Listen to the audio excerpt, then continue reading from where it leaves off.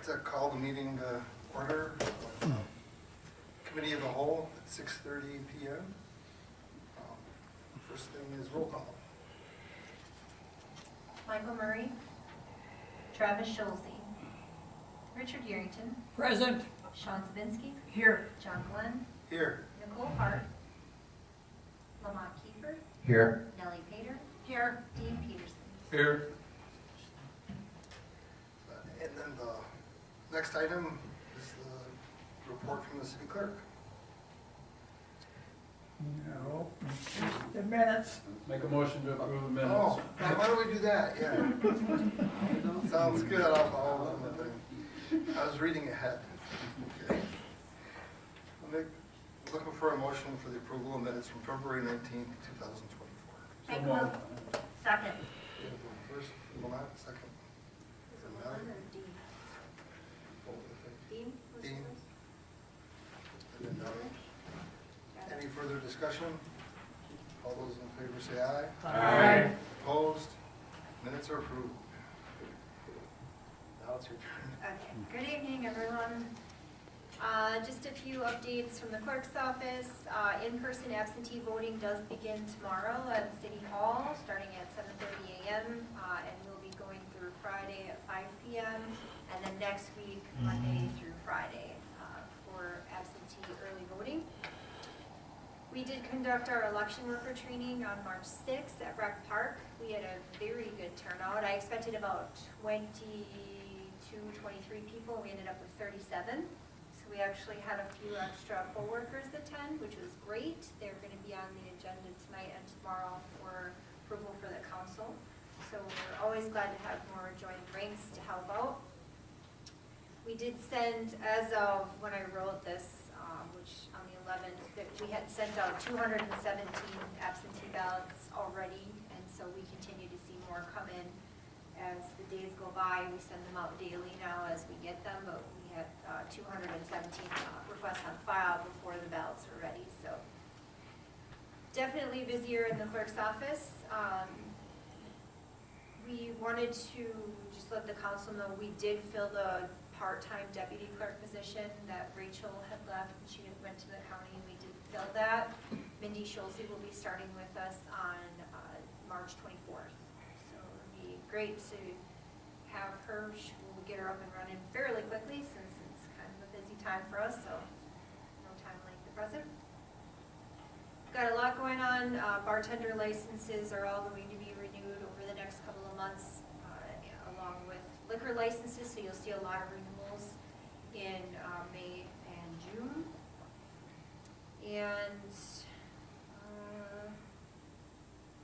just a reminder that the clerk's office is also working on reorganization documents. As you know, a lot of committees and commissions have terms that are ending at the end of April, and new terms begin May 1st for most committees and commissions. It depends on the committee or commission. Some actually end and start their new in April, like the council members and judge and mayor do. So if you're unsure, let me know. But we'll definitely want to make sure if you're helping to make those agendas that you put on your new agendas in May or April, whatever your new folks start, to select your chairperson or secretary or whatever you might do for each of your committees and commissions. Just a reminder about that. And then I did want to let everyone know here too, so we have a new training system available to us through our insurance company, which is designed specifically for municipalities. So there is training in there on things like parliamentary procedure, running meetings, how to be an elected official. Those things are available to you if you ever wish. I can assign that training to you. It's virtual, it's online. I can assign that to anybody associated with the city. That would go, same if you have new committee members or commission members that would like that kind of training to know what to expect, we can do that for you. So there's no extra charge for that, and that's just part of our package that we have through our insurance company. Same training that we're starting to utilize for our employees as well, for safety training and other HR related training. We're going to hoping to get online before the end of the year. Kind of like a mini government 101. Exactly. From Yep, it- municipalities. Like an hour-long, click-through online training that's, a video usually, or sometimes there's a quiz at the end, those kinds of things. But, yep, that's totally free for us to use, so we should definitely take advantage of that if you think you need it or you know someone who might. I can take the hint. I missed the I will do it. Sign me up. I'll try it. Then I'll let you guys know what it's like. Good follow-up. Yeah, so that's good. So that's about it from me, unless anyone has any questions. I do, I have a question. When's the last day for absentee to send out? I mean, to send in? As far as online, or, so I have to respond to absentee requests all the way up from the Friday before the election. Okay. Now, I can't guarantee that they're gonna get there in time to get filled out and get sent back to me before the end of the day on election day, so I wouldn't recommend that people wait that long. But we have the in-person absentee voting available up until the Friday before the election as well. So if they get that close, it might be better to just stop in and get that done versus requesting it to be mailed to you. Okay, thank you. And you accept them until when? When's the deadline that the absentee ballot has to be in hand? The night It has to holding be of voting on the? exactly 8 p.m. on the day of the election, April 2nd. So you could turn it in person, You could turn it in person, but it has to be you that turns it in. yeah. Mhm. Yep, you can bring it right to the election if it comes right down to it. We prefer that you turn it in ahead of time if at all possible. But if, last minute, or you forgot to do it and sit on the counter and you needed to bring it in, you wanted to make sure your vote counted, you could always drop it off at the election. If you have one in your possession, can you vote in person and then just not turn it in? Yes. You would be asked by the poll worker, however, it says, they look at their poll book and they'll say, well, it says here you were issued an absentee ballot. Okay, they can see that. They can see that. And it'll say whether it's been returned or not Okay. also. So if you had, let's say you had an absentee ballot, I would hope nobody do this, but you had one, you turned it in and sent it back to me, and it's entered as And then also received. very short memories, we forget and. And then you show up On it, at we'll say it was an honest. it would say, mistake. well, you've already voted Right, here. so then you would be You denied. can't vote again, correct. Where, you're talking about all the bartender license coming back, where is the state at with taking that over? So they have until 2025 to formulate their new department. It's gonna take a lot of work because they have their laws, but then they have to figure out how they're going to operate, how many people they're gonna hire, getting them all trained. It's gonna take some time. But even when, I did find out, I spoke to the DOR, I called them, because I was curious too, how is that going to affect the municipalities? And from what I understand, which again, it's not all done yet, but from what I understand, and people who want a bartender's license can do either. They can come to the municipality and just get a license for City of Tomah, or they can choose to get the state license, which allows them to bartend anywhere in the state of Wisconsin. The process should be similar both ways. I don't know what their charge, they don't know yet what they're gonna charge, what their appeals process might be like if they have one.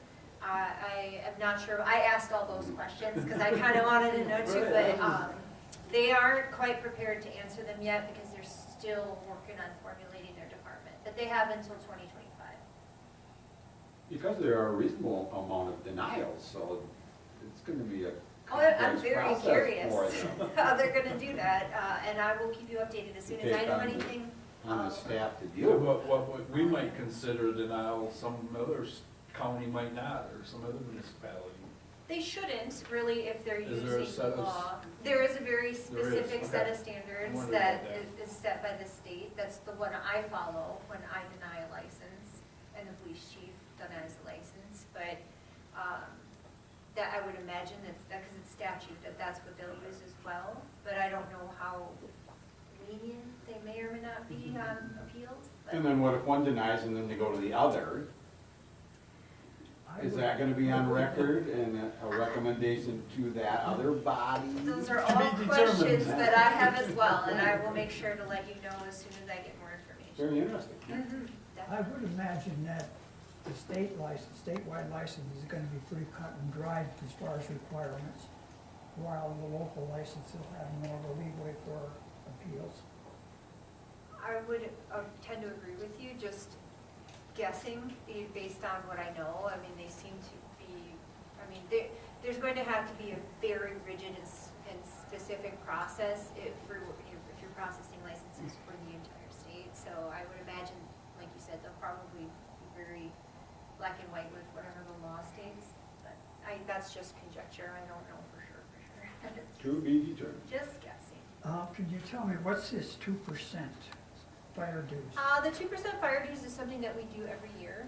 The fire chief and I actually fill out basically an application, answering a lot of questions about the fire service in our city, the things that they accomplish, how many inspections they've done, how many violations they found, how many violations were fixed, what exactly they do for the city and surrounding communities, and then we submit it, and then the fire department actually gets a grant or like some sort of revenue from the state that gives the city or the fire department specifically money to use towards that's something that they anticipate getting in the budget. Does that come from the insurance companies, based on their premiums? I'm not entirely sure. It comes, we fill it out through DSPS, the Department of Safety and Public Service. So it's basically, I'm not sure where the money comes from specifically. I believe it comes from the state somewhere, but that's who we filed through. I think the Public Service Commission also regulates insurance companies.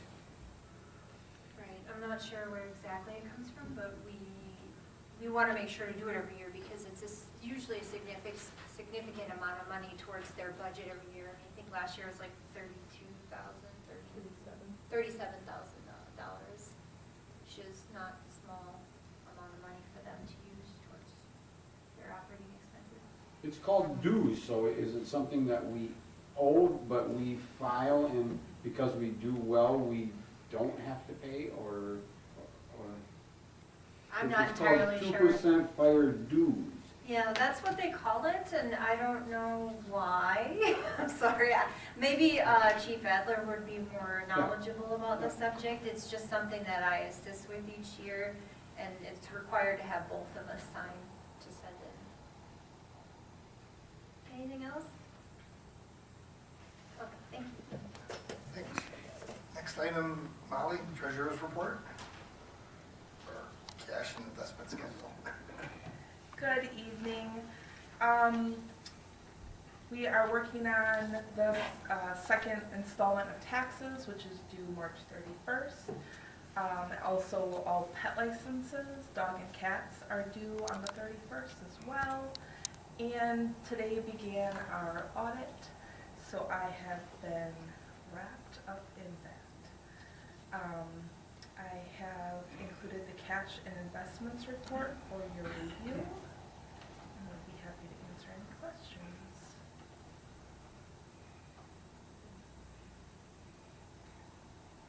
No highlights? No. Cut and dry, huh? No time to look for highlights? Exactly. I'm still in last year. So will we be getting the final 2023 budget comparisons next month? Well, we won't have the final numbers until the audit's complete. Last year we didn't get that until July. There's obviously a more up-to-date copy, but it won't have any final audit adjustments until we get those back from them. And like I said, we started that today, so that process will go on for a little while. Are we looking for a motion? To Yeah, if there's no other questions. Motion to approve. Second. We have a motion and a second. Any further discussion? All those in favor say aye. Aye. Opposed? Motion carried. All right, thank you. Thank you. Next item is Joe, Parks and Recreation Program Report. Good evening.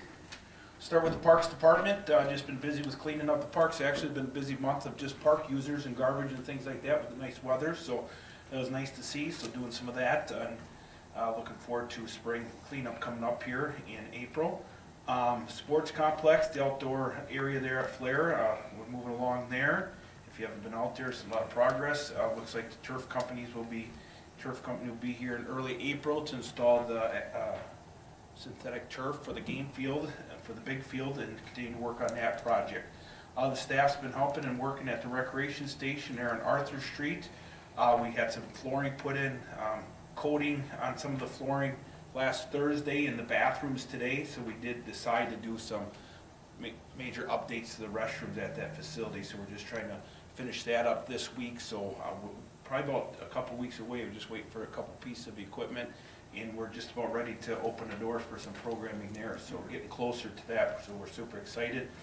Soccer fields were out last week when it was nice. The crew was painting the Veterans Park soccer fields for the program for the youth and getting ready for that season. Youth soccer started up, so they're practicing all at that park and getting ready for the high school season at the park as well, coming up in the coming weeks. Recreation programs, we finishing up our indoor programs for a lot of events. We still have some women's volleyball this Sunday, some open gyms, and some open pickleball play at the high school and also Rec Park. It's on our Facebook page as well with that and the website. Aquatic Center, working on staff inquiries, going out trying to recruit staff, getting ready for that, and we'll start gearing up for if the weather stays nice, starting to get ahead of the schedule for there, but not too far ahead because you never know with the weather coming and so forth. So we'll have the program. We're working on finalizing the dates and times for that schedule and swim lessons that we'll have out to the public probably in April coming up here. Recreation Park, you can see the events coming up. We get a busy month of March we've had here, and finishing up here with the NASA banquet this weekend and Glenn Miller auction at the end of the month, and quite a few events coming up in April. We have a pre-construction meeting set for this Thursday at the Ice Center Edition at 1 o'clock in the lobby. If you've been out there, they put up some fencing for the construction project, the zone area. The trailer was dropped off today for the work trailer and dumpsters, so April 1st, it sounds like they'll get started on that addition project. So, any questions or concerns? I have one. Sure. Your project, baseball fields Yeah. and stuff, it's coming along really well. Looks good out there. Yeah, it's starting to take shape. You can see the different fields and amenities, so Yeah, we're excited about it. sure. So, When do you think you're gonna use that area? well, we had a meeting a couple weeks ago with all the user groups, the youth groups, the high school group, the Legion. All going to kind of depend on the weather. You know, the outfield is nice.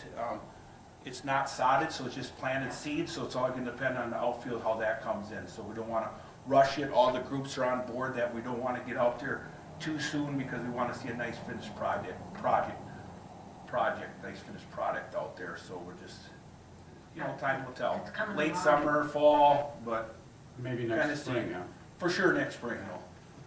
But we don't want to I get out just too want soon. to say it's really coming along really Yep. well. Looks really good. Nice though. Is the high school gonna move there at its home, or are they gonna stay down at? High school varsity field will still be at Sens. Have you, in the past, the varsity reserve team have played at Glendale and practiced there. So the lower levels will come out to this facility, they'll practice, play games. And if there's a triangular or something on the weekend, they'll be able to use that facility with the lights and so forth. So, and also in the past, if it's had issues with Sens for the weather or whatnot, Glendale was always a little bit drier, so with being the turf field, it's a lot more opportunities for. So weather and et cetera, et cetera. So, They'll be interchangeable, but their home will still be down at that. for the varsity, but we'll have the lower levels out at the new facility. Question, Joe. Sure.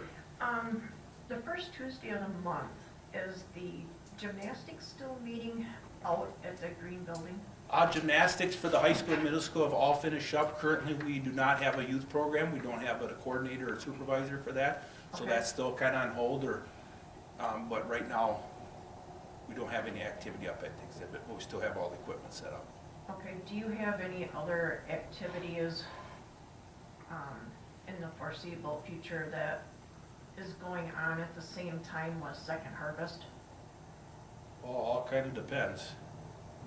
Obviously, in the summer months, we'll start getting busier set up for our major events, but nothing really has come in, besides hockey and stuff, but that's wrapping up Okay. out there. I mean, note too that the election is the first Tuesday, so the mobile food pantry has been moved to the following week, so, and they're well aware of that, so. Okay, I'll get with you later and I'll talk to you about a few things then. For the food drive? No, there's just been issues out there.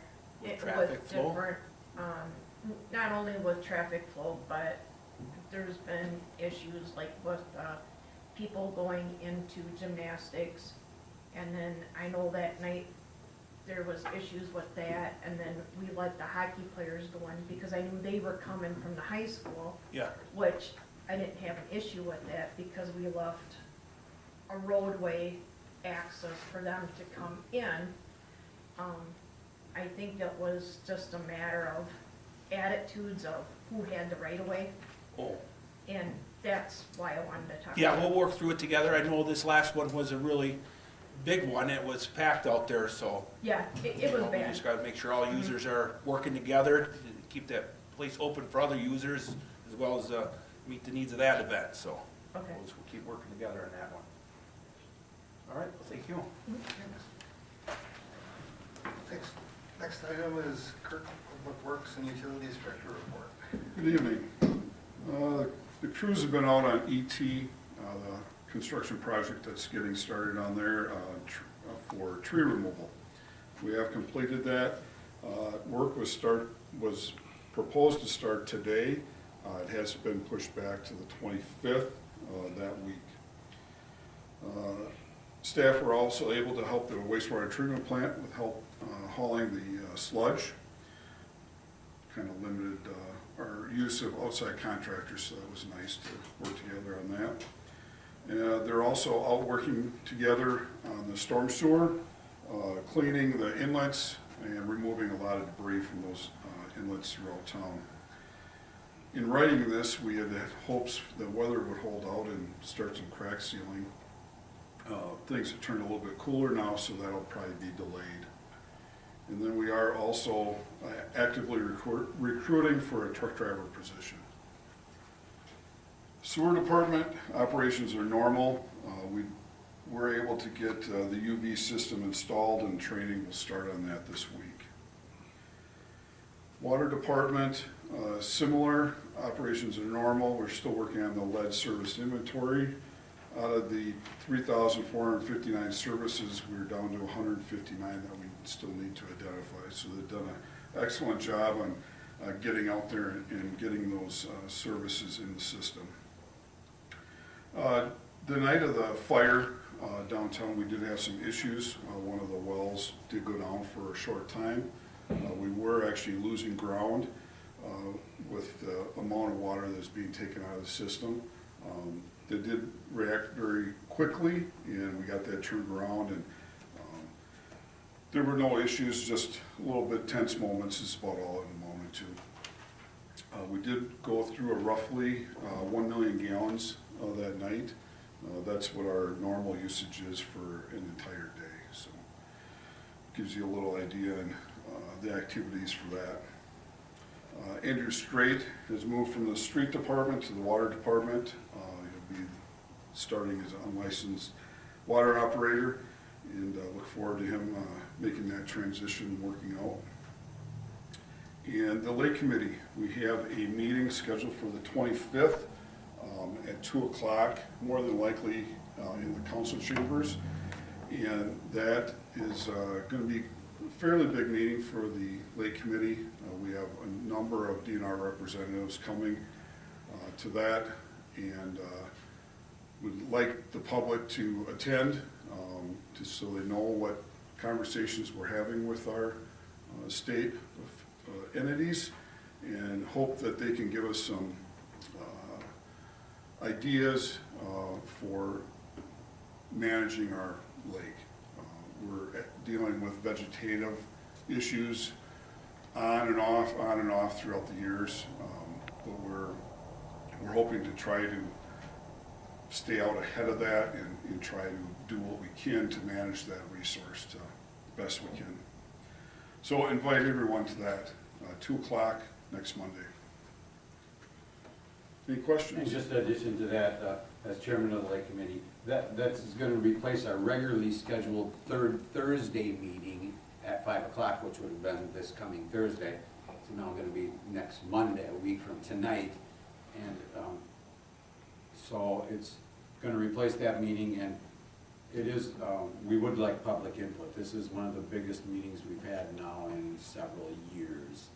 So everyone's really free to come, other council members and stuff to come to that meeting.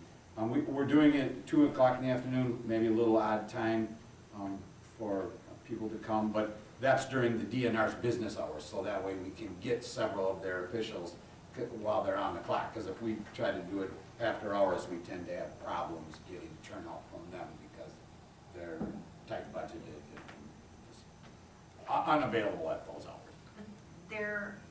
What's gonna be the big discussion at the lake committee? Just, Vegetation control on the lake. okay. And lake management in total, but weeds. Weeds have been coming. They came 3 years ago real heavy, then they dropped back, and then they came back a little bit last year more as a problem. And so we're just, we're trying to get ahead of that. And we're just looking for ideas and their professional input, because they're the licensing agency for anything or the permitting agency for any kind of requests we make to harvest, dredge, the options that we can use. Okay. And there's supposed to be up to 3 officials here from different departments in the DNR, so it'll be real interesting. Are you gonna be doing more tree removal out by the airport? Not right now. We're pretty well caught up with that. We're actually looking at a proposal for wetland delineation for that parcel. A lot of that should pretty much be dry land, I think. There's experts out there that will tell us that. And definitely, we get to know them around the Tomah area. So. All right, thank you. Thank you. Thank you.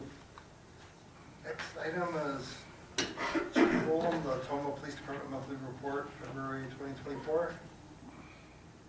Good evening, everybody. Can you hear me fine? Yep, you're great. Perfect. So we've had obviously a couple of larger incidents that happened with the passing of one of our canines, and then some threats at our schools. So I'll touch on a couple of these, and just so you guys have the information. So canine raiding, newer canine, and I'm not sure if you guys know where well 12 is. It's on the eastern city limit side, and it's south of Highway 12 and 16. It's a dead-end road. It's 264 yards off the roadways, so, and there's a field behind that. So these dogs are high-energy animals that need to be exercised. And it happens off-duty, on shift, all of those things. So the handler at about 11:30 at night went out to that area. We have been using this for decades. This is where all our canines currently go, where they have in the past. It's a spot for them to let the dog stretch his legs. This particular canine like to run laps. So there's a building out there, the well building. It's a small building, and he would run in circles around the building. And he was doing just that until he didn't come around the building. And he ended up obviously in the roadway on 12 and 16, so he covered almost 300 yards very fast, and he got struck by a vehicle. We have no way of knowing why he did that. Our only assumption could be that maybe there was some wildlife, a rabbit, a deer, something that caught that dog's attention, and he ended up in the roadway and he got struck. Sad for the handler, the police department, the community. We've had a crazy amount of outpouring of support for this. I get cards every day. Today I got about 15 different cards. They're coming from Florida, Rhode Island, all over the country. So it's a big deal, but we'll get through it, together. The handler, there's a lot of internal support and external support for that person. It's pretty devastating, obviously, for the handler. But he's doing better, doing good. Every time I see him, he's a little bit more like himself. We are moving forward with replacing that canine. One is in training right now up in Canada, and we'll be getting that in about February, I believe. So, any questions at all on the dog incident? So, would there be any plans to look for a new canine anytime soon? Yes. So that's, maybe I wasn't clear. I have one, I don't want to say on order. I have one reserved. It's about 6 months old right now at that kennel up in Canada. And they go through he's been training, the dog has been training with its litter. So early part of 2025, we will have the replacement. And then we're gonna have to do it again because our longtime canine Vic with Sergeant Adam Perkins, that dog, beautiful dog. We keep hoping, he can keep going, because he's very, very good. But the reality is the lifespan of these dogs is just not what we would want them to be. So I believe Vic is 8, and they're working like for 8 to 10 years. He's still moving around pretty good, but at some point they just can't do the job anymore. So here over the next, I would say 2 years, we'll have two new different canine teams. Okay, thank you. You're welcome. All right, and then we had a school threat that came in that was well covered in the news. So how this one came in was there was threats that were emailed to school staff about school violence. Came in on a Saturday morning.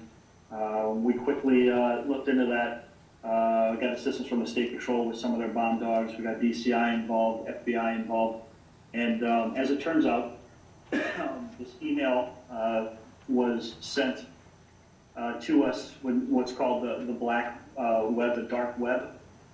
They use VPNs, so they're literally untraceable. Not untraceable by the Tomah Police Department, but law enforcement cannot trace them. If you know what you're doing and you're doing it the right way, you can send an email from your house. Your house has an IP address. Basically, we can trace that and pinpoint things back to a specific residence or business or whatever. But if you know what you're doing in that world, you can send it from 805 Superior Avenue, and you can have it masked where the VPN, it looks like it came from China, or it looks like it came from wherever. In this case, we were able to track part of it, and it went through Malaysia. So, what's the point of people doing this? It's just to cause shock and fear in the community, and sure enough, it did. Unfortunately, we're living in a time where this is just some people's pastime. They enjoy the reaction that it gets. They enjoy the response and the resources that go into it. We have a very, very, very strong relationship with the Tomah Area School District. We'll continue to have that partnership, and we'll work through these together. But when these things come out, it's the immediate response is panic. But it takes time to look through this and I guess debunk the credibility of those types of threats. So again, we're living in a day and time where this is not going to be the last time this happens. In fact, this particular email was sent to various places across the country. Definitely one in Minnesota. We spoke to their command staff. Same email address, same threats. And then within a couple days after that, another email was sent out to multiple colleges, campuses across the country. I think 2 on the East Coast, 1 in Texas. And for whatever reason, 3 city employees were included on that email as well. So haven't had any since then. So hopefully we're good to go for a while. But we will take them all and we will investigate them obviously very, very thoroughly. Anything on threats? Okay. The speed signs are up. We ordered the new ones, so 2 on Superior Avenue, north and south of St. Paul Church, and 1 on Butts Avenue. They're working great. I'd like to thank Kirk and his crew for getting those up. Very helpful for us, and I think, again, educating the public on controlling speed. Hiring process is still open. We're accepting applications till April 13th. And lastly, congratulations to one of our sergeants, Cody Paulson. He just graduated from a 3-week leadership school put on or hosted by the UWL. It's called Leadership in Police Organizations. So, unless there's questions, thank you. Any questions? Thank you. So, did you want to talk about that 2023 annual report? Sure, I suppose that's next. So that was done by our staff. I think it's a pretty good looking product, and it's a quick snapshot of what we did in 2023. So, you know, we started this new format last year actually, and I think they knocked it out of the park. It looks very well done to me. So I think that was emailed out to all of our elected officials, and hopefully you guys all got it, right? Take a peek at it, and I'll entertain any questions on that if there are any. It did look really good. Thanks. No thanks to me, sir. That wasn't my doing, but yes, I will pass it on. Thank you. Any questions? Thank you. Yes, the next item is Tina, the Chamber Convention and Visitors Bureau. Good evening. First off, just want to say thank you to everyone that was able to attend our banquet last month. Yes, it's been a while already, but that I haven't reported here since that occurred. So thank you to everyone that was able to attend. Wanted to thank Tim Adler for stepping up at the last minute to talk a little bit about the fire that happened on that Friday night. It was kind of the first public event after a major event, and we felt that he was probably the best person, well, he was the best person to address it, and we didn't want to go through the evening without having some comments made. So it was kind of a last-minute addition. Ironically, the entertainer for the evening was also a volunteer fire member for his community, so it was some ties in there that coincidentally made sense. You've heard me talk probably for about 2 years about our display signs. Those are finally installed. Thank you to Kirk's crew for putting 3 out of the 4 of them up. There's still one we're waiting on because I think Joe maybe wants to change the location of where that's going to go, but we're starting to get those filled. Currently at Winnebago Park, our office, Gillette Park, and then there's one going to go up at Recreation Park as well. Last week, Thursday, we were able to kick off our 2024 leadership program, and we wanted to kick it off focusing on the municipality itself. So we actually met here. We got to listen to Colonel Messenger from Fort McCoy talk about leadership in general. The mayor was able to speak for a little bit, and then we had Kirk talk about his departments, and then we did tours. So we first went to wastewater, right? Went to wastewater treatment center and were able to tour that.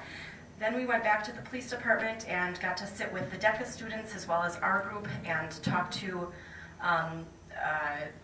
Assistant Chief Pedersen and Furlano for a little bit. Then we were able to tour that facility. Then we went back over to the Emergency Services building and were able to get a tour of that building and talk to Chief Adler for a little bit. So that kind of concluded our day. We'll have about 7 more sessions on different topics, and I'd like to include probably Mr. Protz here on our tourism day.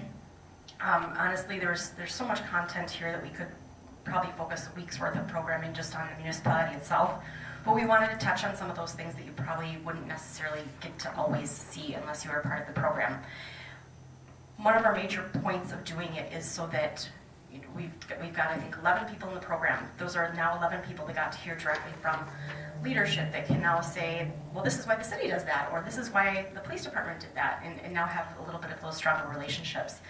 Future sessions will focus on anything from manufacturing, education, small business, tourism, agriculture, and then poverty. We'll talk about some of our nonprofit organizations and programs here in the area. So thank you to the departments that were able to help us tour those. I think it's an important project that we're able to work on, and certainly couldn't do it without everybody. As you probably saw online, if you're on any social media, our Best of Tomah campaign just concluded. There's about just under 200 categories, but I did want to point out that several of our local departments here were mentioned and in the top kind of like People's Choice Award winners. But police was, the first position was Melanie Marshall, then Eric Pedersen, and then Audra Gomez. Fire, Chief Adler got the first position on that, and then our Mayor Mike got top position for Public Servant, followed by Mr. Protz and the Shermanator. And then we are putting together, or we have put together a forum for mayoral candidates on Monday, 6:30 at the Tomah High School auditorium. All candidates have been invited. I did talk to Mr. Dwyer today, who indicated he probably would not be there, but the invitation is extended. So if you're able to join us, I would encourage you, as well as the public, to hear from whatever candidates are going to attend. I have 2 questions. Okay. One is, how many people attended the banquet this year? I believe it was 322. 322. And then your leadership program, how many people are in that program? We have 11. We wanted to cap it at 12. So, Oh, okay. yeah. So you capped it only? Yeah, well, we have to have a manageable size. I mean, all these tours that we do, some of them can't handle large groups of people. A lot of reasons. Really, what's manageable for me to carry, to go around and set these things up for is really probably no more than about 12. Is this the first one you did? No, we ran this program back in, I believe it was 17, 18. And we did it that time to follow kind of the school year calendar, so it went from fall to spring. If you remember that time period, we kind of moved right about then. A lot going on. We were planning on bringing it back in 2020. Obviously, that didn't happen, and now is kind of the first time we really felt that we were positioned to do it. Is this something you're going to have every year? We would like to. It actually, it's not anything that we invented. UW Extension used to run the program, and when we no longer had a field agent for this area, we thought it was kind of a gap, so something that we felt was important. At that time, it was a tri-county program, which was Jackson, Monroe, and Vernon County. Obviously, our interest is more local. Is there a fee for this? Or? Yep, yep. Okay. Who's the target audience of participants? Our target, what we've had in the past and currently are business leaders. We do have a nonprofit organization that is here this year as well, but it's mainly, I've got some business professionals, nonprofit, yeah.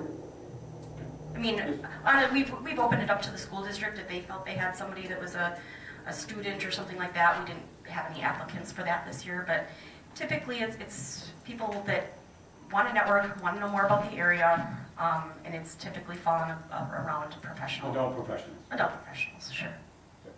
Okay. Thank you. Thank you. Any other questions for me? Thank you. Thank you very much. We move on to the general section of the agenda. Number 8, special wine permit for Area Community Theater, Death by Chocolate Show on April 25th, 6th, 7th, 8th, May 10th, 11th, 12th, 2024. Motion to approve. Second. We have a motion approved and a second. Any further discussion? All those in favor say aye. Aye. Opposed? Motion carried. And the next item, number 9, special event outdoor cabaret license for the Greater Tomah Area Chamber of Commerce for the 8-900 blocks of Superior Avenue for 6 downtown Thursday night concert events in July and August of 2024. Motion to approve. Second. We have a motion and a second. Any further discussion? I just have one. Chief Holm, any comments for you from this event? I have not heard any myself, but any negative? Which event is that, sir? Downtown Thursday night? The cabaret part of it? No. You talking like noise? Noise, Kind of stuff? yeah, disruption? No, mm-mm. I mean, it gets bigger and bigger, I know that, we've started to staff it, but no, I think it's normalized, if you will. I think people in the area just kind of know it's happening, but, nothing to me. You know, every blue moon, we may get something like from a tractor pull, someone will call in, hey, I can hear tractors or whatever, but, I don't recall anything, regarding, BTM. Wonderful. Yeah, it seems like it's just been a super successful event. Just kind of wanted to air it out and see if there was any comments. Sure. Opportunity to discuss the situation. That's all. So we already have a motion and a second. Any further discussion? All those in favor say aye. Aye. Opposed? Motion carried. Item number 10, special beer and wine license application by the Tomah Lions Club for downtown Thursday nights Move to in July and approve. August. Second. We have a motion to approve in a second. Any further discussion? That was Dean second. Any further discussion? All those in favor say aye. Aye. Opposed? Motion carried. Item number 11, appointment of the 2024-2025 election officials. Move to approve. Motion to approve, Second. and a second by Dean. Any further discussion? So we have a whole list of those, what is it, those 37 people that came to that meeting, or new ones, or? These are just new ones. They're ones that didn't make the original list when it was approved back in November or December. Okay, we've already approved You've a already base approved the list, big and now list. these are additions to that list. Yes, these are people who either were extra that showed up to training that hadn't initially turned in an application and now have been added to the ranks, basically. These are those extras that. Yes, that these are turned ones out. that we didn't count Okay. on having when we Super. first did it, so. Okay, good. That's good. So any further discussion? All those in favor say aye. Aye. Opposed? Motion carried. Item number 12, original application of Class B fermented malt beverage license and Class C wine liquor license. This is for China Buffet. They have new owners, and so it's going to be the same license that they currently have at that facility, and it's just new ownership. Just reissued to a new. Reissued to new owner, so they're reapplying for a new liquor license. Actually, it's just beer and wine. Motion to approve. Second. We have a motion to approve and a second. Any further discussion?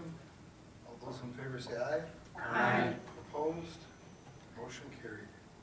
Item number 13, Planning Commission recommendation to amend ordinance section 52-209B, section 3, and waive asking the council to waive the first verbatim reading.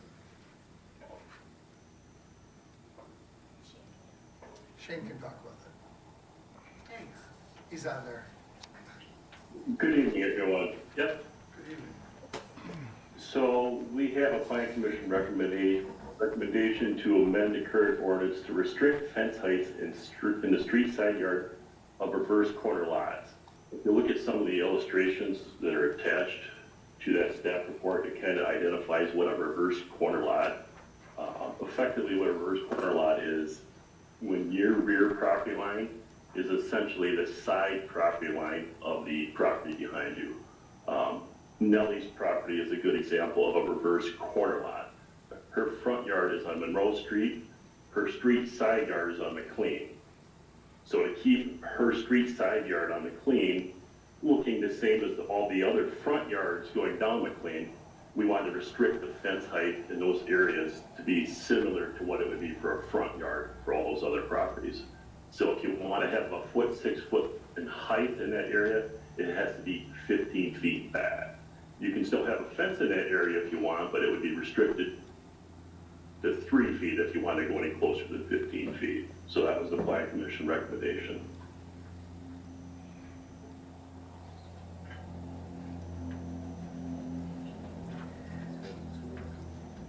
Reviewed and passed unanimously by the planning, or passed by the planning commission?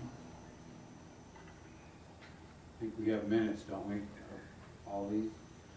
Basically, doesn't The this, minutes get attached. It passed. basically, doesn't it just makes these reverse corner lots that Any street-facing fence would be the same regardless of where it's on the block? Say that one more time, Richard. Basically, the way I interpret this is that any fence that faces the street, regardless of where it is on the lot, is gonna be the same all the way around the block, if there's a fence. The mid-block street facing is gonna still have the same height restriction, right? Yeah, anything in the front yard of a property, your fence height is restricted to 3 feet.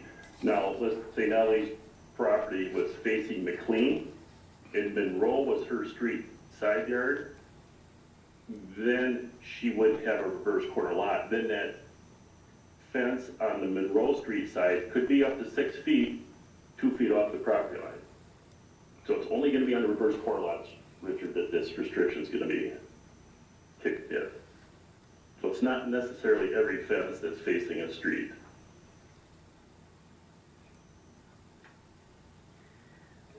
So if I've got a key lot or a through lot, if I wanna put a fence in closer to the street, I'm restricted to what?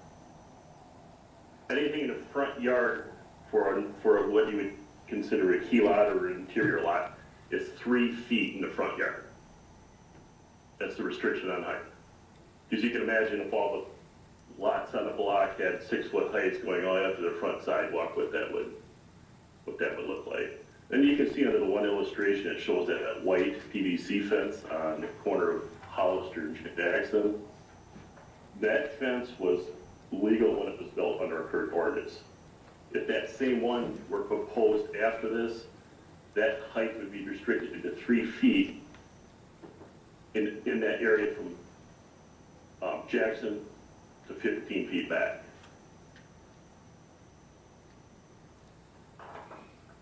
Because that next house to the west of that kind of lines up with their front yard.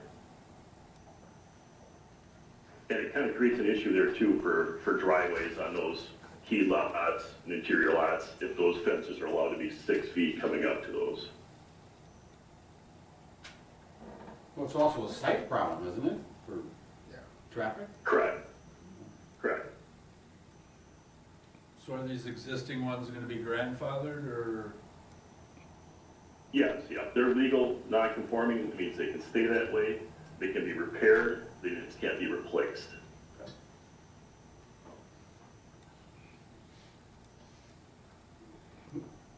Move to approve to move this on to the council. Second. We have a first and second. Any further discussion? All those in favor say aye. Aye. Opposed? Motion carried.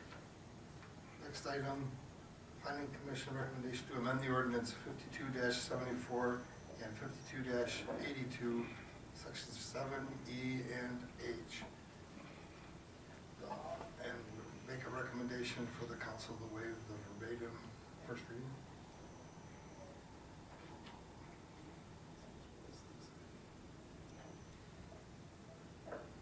So what's this one? Changes So who issues the conditional use permit? Plan Commission issues conditional use permits. Instead of the common council? Correct, because it's considered a quasi-judicial matter, which means anybody who acts on it has to be non-biased. So any member of the Plan Commission who were to actually have voted on that, who are also sitting on the city council, could not then turn around and vote for it on the council. That's the reason we reverted conditional uses to strictly just the Plan Commission. Move to approve. Second. Or move forward. So we have a motion to approve and a second. Any further discussion? All those in favor say aye. Aye. Opposed? Motion carried. And item number 15, Planning Commission recommendation to amend ordinance section 52-231 for the council to waive the verbatim first reading.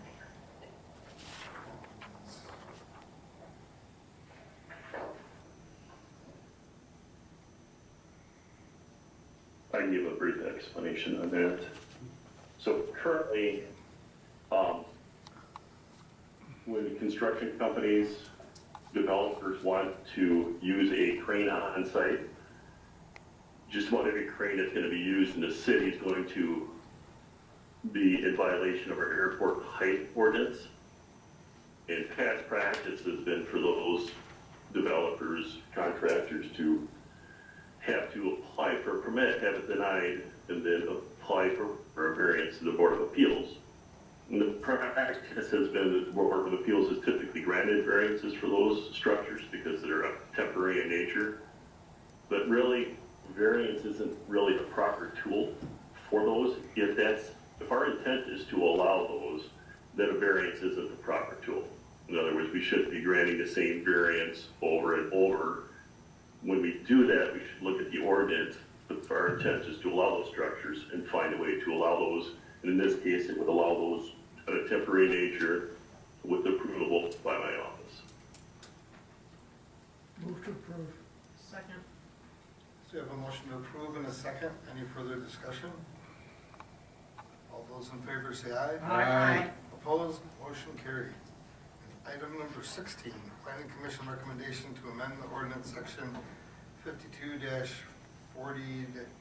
schedule of regulations. I'd like for the council to waive the verbatim first reading. Rewriting the ordinances in your department, huh? So the only thing we're really doing on this one, Lamont, is taking the footnotes that are listed in section 5240 and moving them up to the appropriate spots where they were previously omitted. They should have always been located in there. So that's really all we're doing with this ordinance amendment. Move to approve. Second. So we have a motion to approve and a second. Any further discussion? All those in favor say aye. Aye. Opposed? Motion carried. Just a comment, Jane. Did these all actually come as separate items, or were you looking to clean up some of the wording and stuff in your ordinances? Yeah, it's kind of a matter of timing of the year, Lamont. When I might find a slow time to really start diving into them. Casey assists me too. We try to look at chapter 52 quite a bit just to find things that either don't match another part of the ordinance or just need to be clarified because they might be a little ambiguous.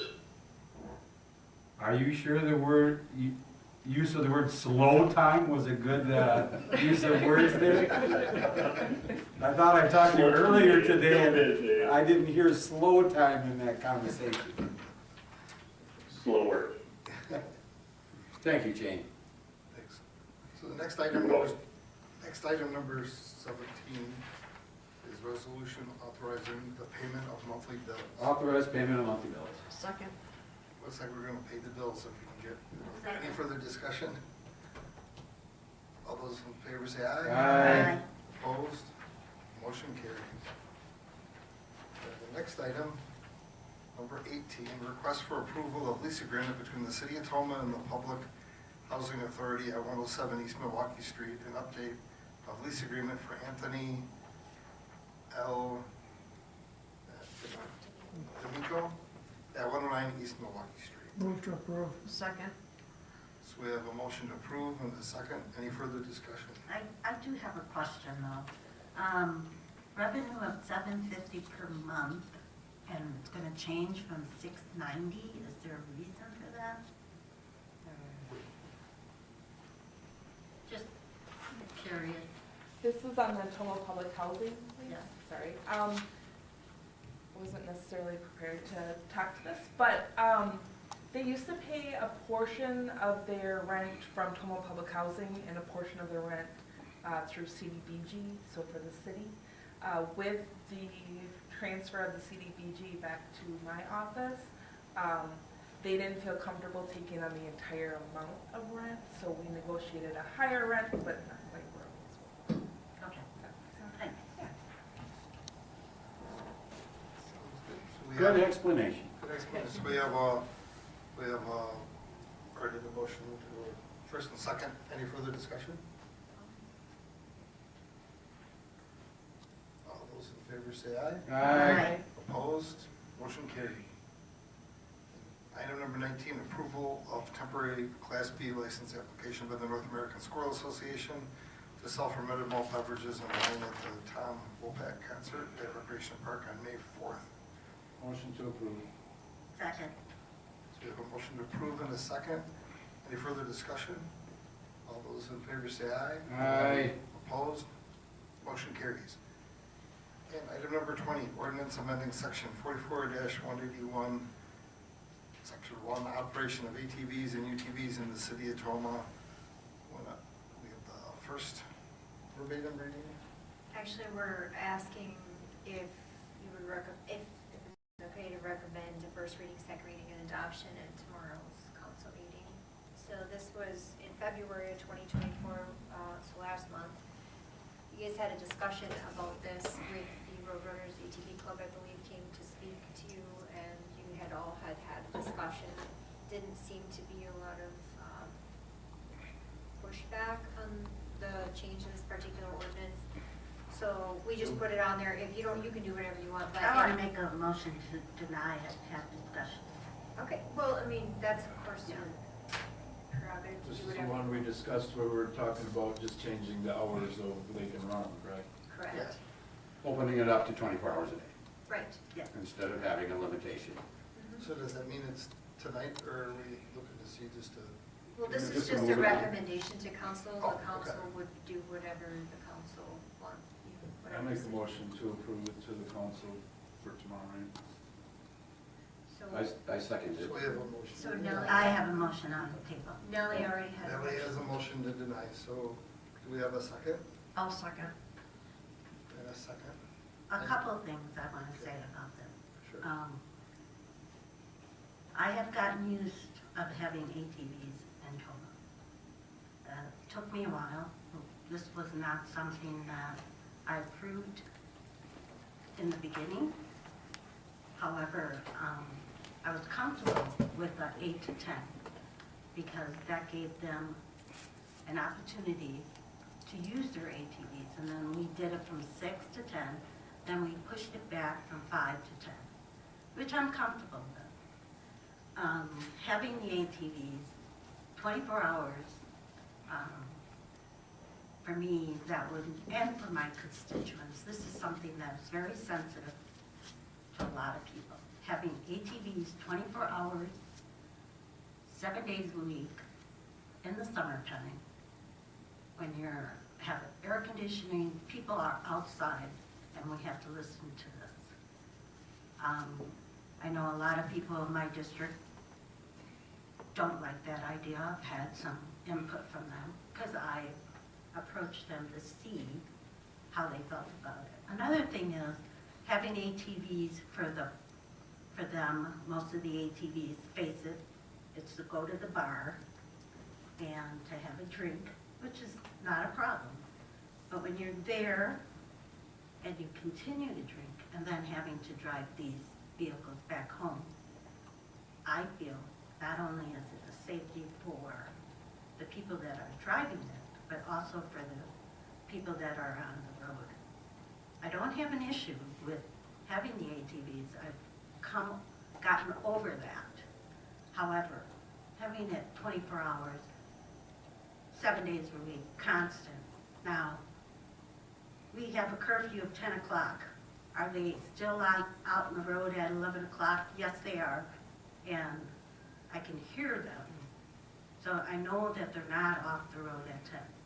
A lot of what I'm seeing is a lot of young people driving these things.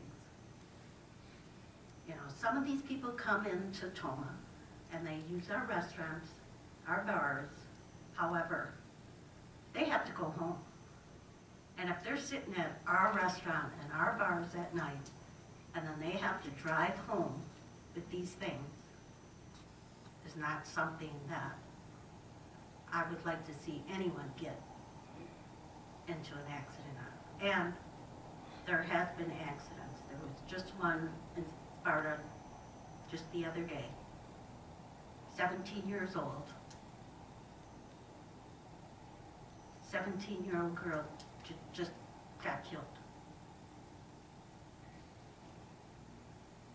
I'm saying that. I think it's a big mistake to open it up. And I've heard where other municipalities don't have a curfew on these ATVs. I really don't care. I care about Tomah and the people that live here. I represent the people that live here, not Ralston, not Warrens, not Sparta. Don't really care what their hours are. I care about what we do in Tomah. And having the ATVs 24/7, 7 days a week, is not a good idea. That's my input.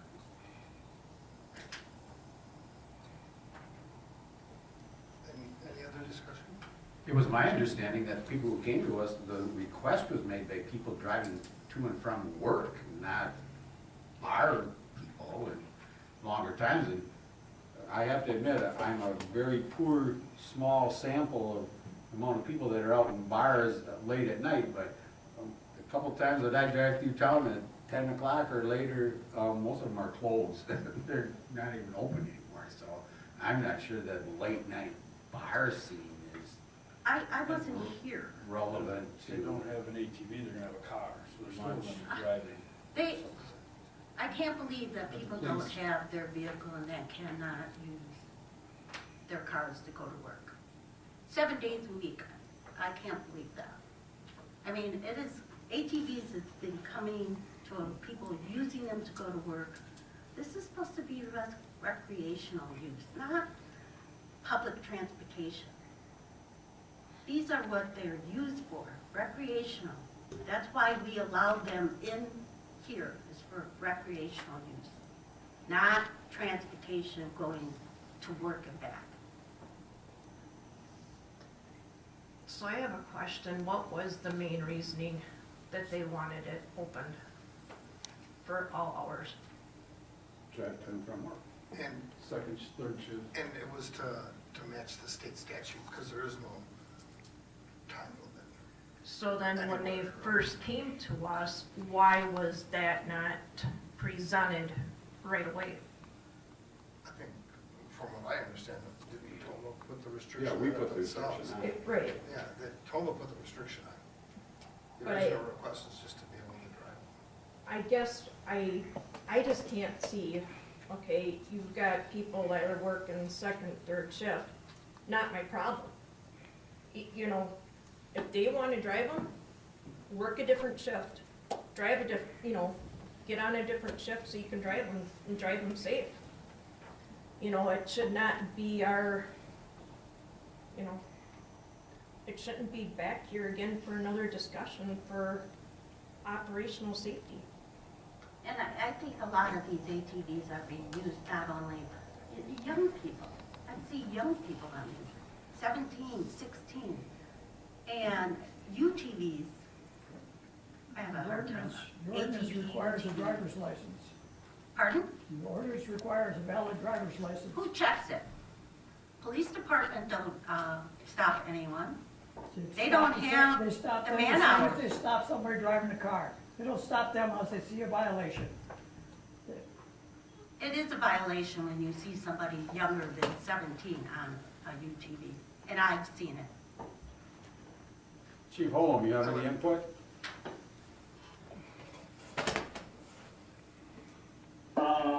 Well, yes. So we can't randomly stop any motor vehicle. We have to have what's referred to as reasonable suspicion that a violation has occurred. Simply seeing a UTV, ATV, or vehicle, motorcycle, whatever driving down the road, we can't just randomly stop it. Has to be a reason for it that's articulable. You do have to be licensed to drive an ATV or UTV. We do stop them when they are violating our traffic laws. But I think you can look at any vehicle, whether it be a UTV, truck, car, I mean, it doesn't matter. If we all look around where we're going to see traffic violations, right? I tend to see in my personal life, if I'm not in a police car, I see people driving down the road staring at a phone. You know, when they see a police car, obviously they put it down, but I'm sure you guys probably see that as well. we can't stop everybody. Nellie indicated that, she hears ATVs, UTVs at night. I'm certain that occurs. I don't know how frequent it is. I wish that the police department could be everywhere, but the reality is most of our shifts have one supervisor and 2 patrol officers, and Tomah is a very busy community with lots of calls for service, and those officers are tied up on things for a lot of that stuff. We deal with traffic when we can.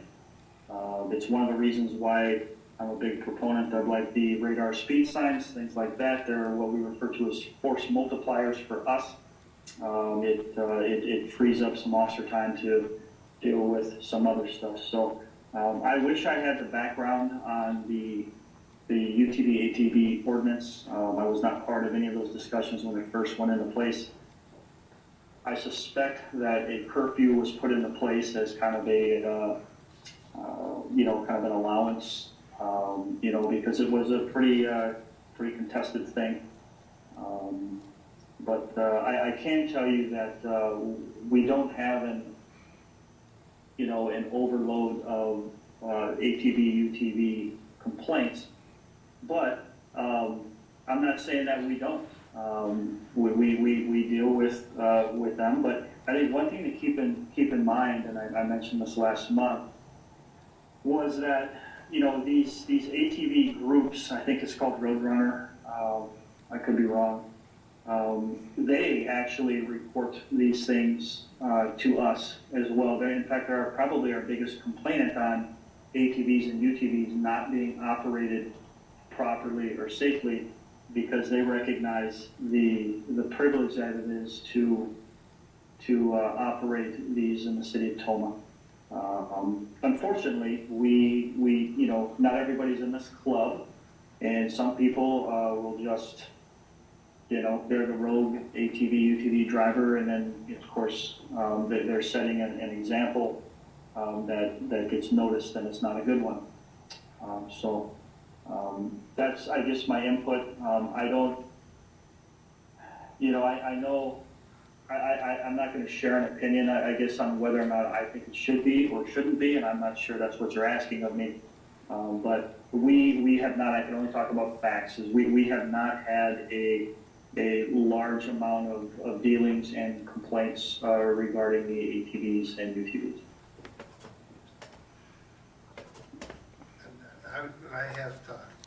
I have to be able to comment. I do know that I work with people that work on the night shift, and they do drive at night. And I do know the price of a UTV. I mean, I know they're up around, they get up like 20 grand. I mean, they're very expensive. And I think some people, it's like their second car. It's like driving a motorcycle. And people drive up from the country into town for jobs in town. So I know people go both ways. I know there's the clubs that do all that help the businesses out in town and everything. I know there's, if someone does go to a bar and it's late, they shouldn't, drive anything, so that's, it doesn't matter what you're driving. And I know if you have to have a license to drive them, they have to have the right equipment to drive on the road. So. And I'm seeing not a lot. I mean, seriously, I'm okay with them. I just don't think it's a good idea to have 24/7, 7 days a week. It is, to me, dangerous. So, I guess I have to ask the question, are we big brother to everybody? We can't pass enough laws to be big brother for everybody. I'm not trying to be a big brother. I am trying to say that this particular ordinance should not have 24/7, Richard. To me, that's giving them an opportunity not to think that when they are driving, especially at night, when I live 1 block from this place, and I see it constantly. So we're probably ready for a vote, you think? Ready for a vote? So, all those in favor say aye. What's the motion? Oh, do we have a motion? The motion on the table is to To deny. deny the change to the ordinance and not recommend to council. Is that accurate? So the motion was to deny. 'cause it's Deny already it, started. the change, you keep it the way it is. So if it's aye, it means deny. Right, I means denying this motion. So all those in favor to deny, say aye. Aye. Aye. And opposed? Nay. Aye. Opposed? Show of hands. Nay. So we have 1, 2, 3, 4, 5. So that motion did not pass. So now, So do we need a motion then to bring it to the council for tomorrow night? I think we If do. that's what you We want. No, second, to move it forward. So we have a Can motion. you slow down just a Sure. second? Sorry. Sorry about that. I have to put the names down, so the motion was denied with 1, 2, 3, 4, 5 5-2. negative votes. And Nicole. Yep, I got Nicole, Okay. Peter and Zabinski were yes. For that motion. Yeah. It's backwards, Yeah, let's move it backwards. okay, and now, did someone make a motion? I I'm made a sorry. motion Dean to, made a motion. and I Motion. think whatnot. Aye, now second, Second. to move it forward. By Peterson, for the first, second adoption. second by For Kiefer, tomorrow, right? to recommend first, second, and adoption. Is that correct? That's correct. Okay. So any further discussion? So all those in favor say aye. Aye. And opposed? No. Nope. The motion carries to have it discussed tomorrow. Now we're looking for a motion to adjourn. Motion to adjourn. Second. Motion to adjourn. And a second. Any further discussion? All those in favor say aye. Aye. Opposed? We're adjourned at 7:47.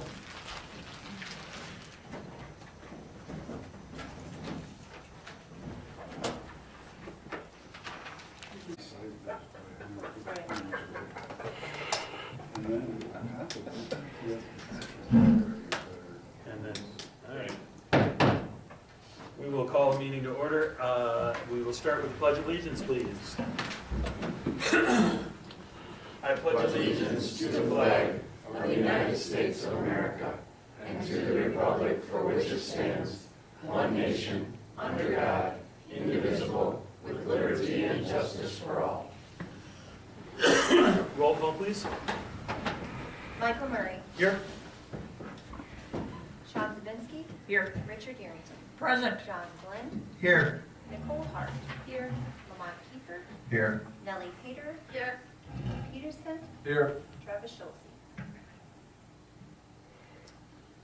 Okay, is there anyone desiring to appear before the council at this point in time? If not, we will move on. The mayor's report, I'm actually going to delve right into the first. In discussing with the city clerk, we felt it appropriate with the passing of Rachel that we revisit the resolution. There is no need for a motion or anything of this nature, but in remembrance of Rachel and all she did for the city of Tomah. Whereas on May 1st, 2003, Rachel Mullenkamp began her service as a public servant for the city of Tomah as an assistant director of the Community Development Block Grant and Public Housing Authority. And whereas one of the highlights of Rachel's city of Tomah career includes her appointment to the director position for the CDBG PHA in 2008 after 5 years of service with the city of Tomah. And whereas, in directing the Tomah Public Housing Authority, as well as overseeing the Community Development Block Grant Program, Rachel monitored the city public housing, oversaw maintenance and upkeep on the buildings, and provided service to members of the community who maintain residency in public housing. And whereas, she has distinguished herself in her in-depth knowledge of the varying programs employed by the city, Ms. Mullenkamp was instrumental in maintaining detailed and accurate records on all aspects of housing and relating the information to the Housing Commission board members. And whereas Rachel oversaw a very complicated department by adhering to both state and federal guidelines and maintain compliance with both to ensure that the program continued to function efficiently and effectively with limited time, resources, and staffing. She was adept at seeing a problem situation, determining a solution, and implementing it with as little impact on the department as possible.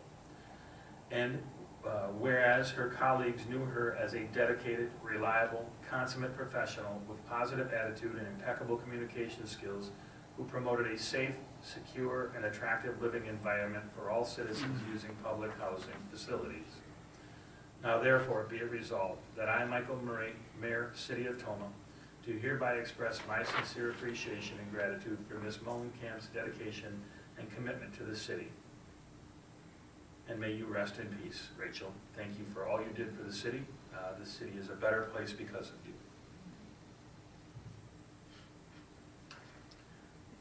Would like to move on, a resolution in recognition of Lamont Kiefer.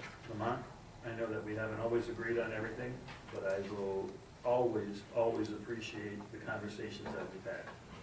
I appreciate the fact that in a world where people like to argue and fight and only have their opinion, the fact that we could discuss things as adults, talk about things, and while not agreeing, still always doing what we feel is best for the city of Tomah. You have been an absolutely wonderful blessing to this council, to this city. Your work with the lake is absolutely, unequivocally unmatched. Be proud of everything you've done. We thank you tremendously for everything you've done for the city. You have been a blessing, and you have been an absolute godsend for this council and for the city. That being said, whereas the soul of our city and its vitality as a place to live and work depend on the relationship of families, friends, neighbors, and coworkers, whereas Lamont Kiefer has committed himself to faithfully serving the citizens of Tomah from 2016 to 2024 as alderperson of District 6, whereas Lamont has proven himself to be a resolute and trustworthy member of the city of Tomah, Lamont's commitment to his community has been evidenced repeatedly in his term as alderperson by participating in many commissions and committees to benefit and enhance the lives of our citizens. Alderperson Kiefer's service on the Committee of the Whole, Lake Committee, Tomah Public Housing Authority, Parks and Recreation Commission, Public Works and Utilities Commission, Ethics Board, and Board of Review portrays a level of enthusiasm and loyalty to bring forth the best our community has to offer. His commitment and willingness to serve gives testament to Alderperson Kiefer as a dedicated and respected leader and community member. As alderperson of District 6, Lamont has exhibited an unending drive to promote the quality of life for not only the wards he represents, but the city of Tomah overall. In Lamont's daily involvement with his constituents, he exemplifies his selflessness and commitment to providing responsive and representative leadership in his role as alderperson.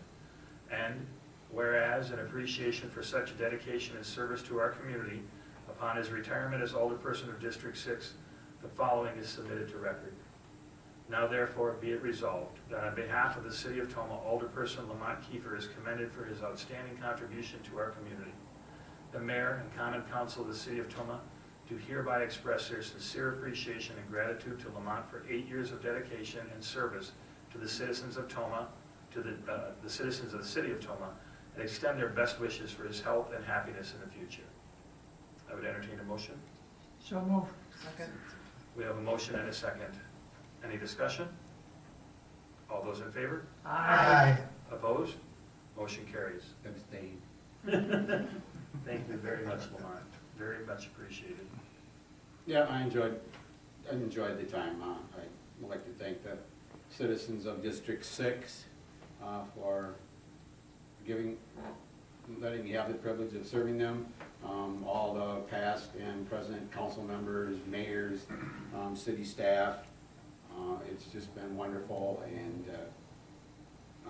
I'm probably not going away, so I may even return back. I'm having a little withdrawal already. So, well, trust me, if I happen to win the election, you'll be getting called for committees, trust me. And I'm more than willing to serve on some committees, and maybe back running in District 6 again sometime. So, yep, it was a wonderful ride, and I am really happy to leave the city in the position that it's in. Well done, my friend, like it overtook state. Well done. So thank everyone. All right, we will move to the senior executive team. Mr. Airdy? Good evening. Go over some highlights of what the group did this last month. We were able to meet with Horizon Development Group. We're talking to them about affordable housing initiative, and it's kind of left in their hands right now to kind of do a pro forma, so to speak, for a number of different properties that we've looked at. We met with a prospective employer that's looking to locate in the Trades Continental building. We would leave it at that. Obviously, they're still in negotiations, and we would respect that and keep their privacy. Also working with Long Range Planning and Planning Commission to review the Economic Development Work Plan for later this month. Number of meetings we attended. School board informational meeting. I attended on a Tuesday night. I think other staff attended a different meeting, and very informative. They've got a lot of work to do on their hands with that facilities planning. Pre-construction for Highway ET is kicked off. As I mentioned last night, the true construction probably won't start until next week, possibly as early as Monday. Tomah Health kicked off their initiative for discussions on daycare. That was very interesting, a lot of enthusiastic people, and should be a lot of good things that come from that. We were able to attend the chamber banquet. Very good meal, entertainment, and even a couple drinks. I think I made social media with a beer in my hand. So. May as well face right up to it. Yeah. At least you didn't hit your mailbox. Some of the other things that we've been working on is Superfund, Tomah Fairgrounds site annual maintenance report, working on negotiations with the union, and also preparing for the citywide financial audit. Have any questions? I have a question on the Highway ET. Yes. What are you gonna put out for detours and stuff around that area? So if you were to look on the ground level, right now all the signs are out. They just have to be tipped up. And it's quite extensive. It's already around by the lake. You know, it covers a lot of ground. So it's to specifically say, you know, where all the signage is, it will be covered. So it's gonna be coming up, signs are gonna start the next week? Yeah, I would anticipate that signage, well, it will be up before they actually start tearing the road up, so. Okay, thank you. Yep. But you're trying to leave it open as long as you can. Absolutely. City staff is in there clearing trees and just doing surveying, staking, those things that aren't that intrusive yet. But when the contractor rolls in, it's gonna be tearing up the blacktop and very disruptive. Yeah, it's probably gonna be pretty crazy around there. Yeah, they kind of have 3 staging points or roads. Mark Avenue's obviously a major thoroughfare. I call it the horseshoe on Flatter. Kind of split that so people can get in and out both ways. And then the most challenging one will probably be, lost the name, just Alden. That'll be the most challenging because it's a dead end. So it'll take coordination. And Do you know how long that project is gonna be spread out? I would say it's going to be October. Even though you get started early, it just always drags out, and that is quite a large project as well. So I anticipate up until October. Anyone else? Can you share any more information in regards to the Tomah Health daycare initiative? Right now, it's kind of a planning. I guess they have Harding, I can't remember, the Mississippi River Valley Group. Regional planning? Yes, thank you. And another gal and I can't remember her name. They've done this in other counties, initiatives. I think they're working in Jackson County right now. And they're gonna kind of put out a framework for the group on what we can do and participate and kind of kick it off. Similar to Vanderwall and what they're doing with long-range planning, kind of get a listing of goals, benchmarks, things that we want to accomplish along the way. They don't know exactly what they intend to do yet, but they invited all the major employers, the daycares themselves, county, Monroe County was there, the city, the school district.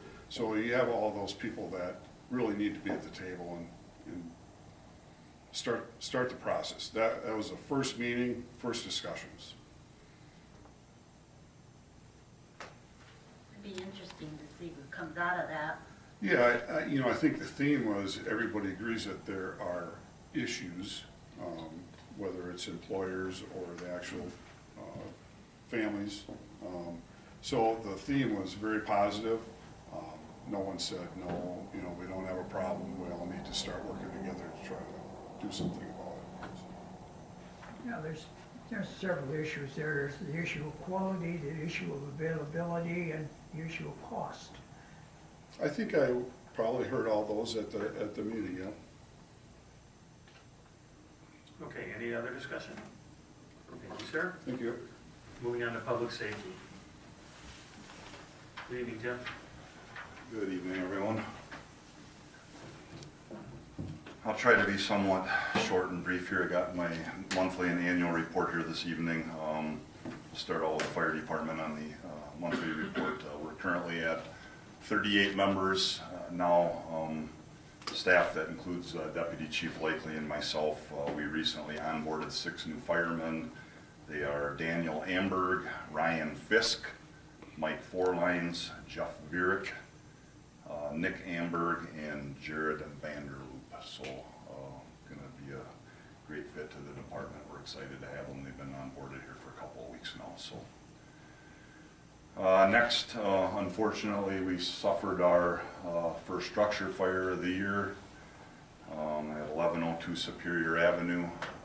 That fire continues to remain under investigation at this point. Again, I've kind of informed the council before when it gets to the point where the fire department cannot does not have the resources or the funds to be able to come up with a cause and origin. We always reach out to the insurance company to put that on them guys, because the taxpayer shouldn't have to pay that bill, right? So the insurance company is actually demanding a dig out, so they're going to actually go out and dig that fire scene out. It was actually scheduled for next week. Unfortunately, they did asbestos testing and it came back positive, so now they have to come back with a whole new game plan on how they're going to dig that out and how that's going to look, and I'll be informed as that happens. So, and I'm sure Shane will be also. So that's the plan there. Along with that fire, I just kind of want to reiterate some of the rumors that are going around town a little bit. Again, our fire inspectors are out inspecting every business 2 times a year, and you hear the rumors out there like, are the fire inspections getting done and things like that. Most of the downtown fires that we've had recently were in the residential living quarters. So we aren't permitted to go into those living quarters, just like we wouldn't be allowed to go into your home or anybody's apartment. If it has a common hallway, we can get in there and make sure that the egresses are clear and there's fire extinguishers and in the codes that need to be met in those criterias. But when it comes to actual living quarters, we're not in people's living quarters. And when you drive up and down our Superior Avenue here and you look at all the old antiquated buildings that we have, there's apartments in most of all these places, and we do work with the landlords, making sure things are kept up to code to the best of our ability for what we can see. So just kind of wanted to reiterate that. Again, our inspectors are out there working on their first round throughout the city here. So again, the inspectors sometimes have that bad name sometimes, like, because they think that the business owners are going, oh, here they come again, they're gonna cost us money and things like that. We're here as customer service to the businesses as TOMA, and we're here to help prevent those headaches so you don't have to go through a loss like that, so. Jump right into the EMS staff here.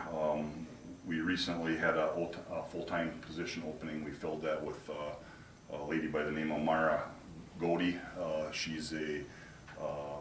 was a part-time EMT for us. She's in medic school. She'll be completing that here in the next couple of months. So we offered her a full-time position. She'll be a great fit. And we're back up to full staff in the department. We've also recently hired a couple more part-time people. So, and we actually got 3 or 4 more part-time applicants on our desk here recently. So again, people are recognizing TOMA is a good place to work, a nice facility to be there, and we're getting people from some of our outside agencies that we were fearful of losing people from, and they're coming here. So it's a good plus for TOMA. So the big thing I want to talk to you guys tonight about is trying to think of how to explain this the best way I can. We use a system called LITEC. So as our invoicing goes out of from our billing clerk, it goes into a system called LITEC, and then it goes out to a system throughout the nation. It's called Change Healthcare. And I'm just going to kind of read this to you a little bit here. On February 21st of this year, they discovered a threat actor that had gained one of their Change Healthcare environments. Once they became aware of the outside threat in the interest of protecting their partners, which is us and the patients, they immediately took action and disconnected the Change Healthcare system to prevent any further impact. Their security team, along with law enforcement and independent agents, began working to address this matter. Currently, they believe that the cyber issue has been specific to Change Healthcare. So what does that mean for the Tomah Area Ambulance Service? What it means right now is we're still able to take our invoices and send them out to the LITEC system, but they're sitting there. Yeah. So what that means for us is we're not going to be pulling any income in for about 4 to 6 weeks. So we're fortunate enough that our fund balance is strong enough that we're able to just keep things going, and we're not going to have any implications because of that. So we're going to continue. We have webinars with them, and again, this isn't a Tomah, Wisconsin problem. This is a nationwide problem that's occurred. So they're keeping us informed on what's going on. Somebody told me they were offering potential loan, in the event of. There's some things out there for the smaller agencies that depend on the income to be coming in to be able to pay, and I would tell you that we looked at that, and the amount of work that I'd have to have 10 people on board full-time being able to do all this paper copy stuff, and it would just be a logistical nightmare. 99.9% of the agencies out there are just going to kind of wait for this 4 to 6 week window, and then everything should hopefully return back to normal. It's just that you're going to see our income for the next 4 to 6 weeks are going to be down compared to what it should be. So. Well, and hopefully that's the case, but what a wonderful problem to have where we have the money exactly to protect ourselves in this, because I was literally just talking to somebody today about this very thing, and they said, it's a projected 4 to 6 weeks, but they're not even completely sure that 4 to 6 weeks is going to do it, and they may have to revamp the system. And I just want to make sure I'm being transparent with you guys to make sure that you're aware of it. And with that said, we probably just had our busiest January and February that the Tomah Area Ambulance Services ever had. So great to have the resources to back it up. Yes. Question: does this also affect the VA billing? It does. Okay. It does.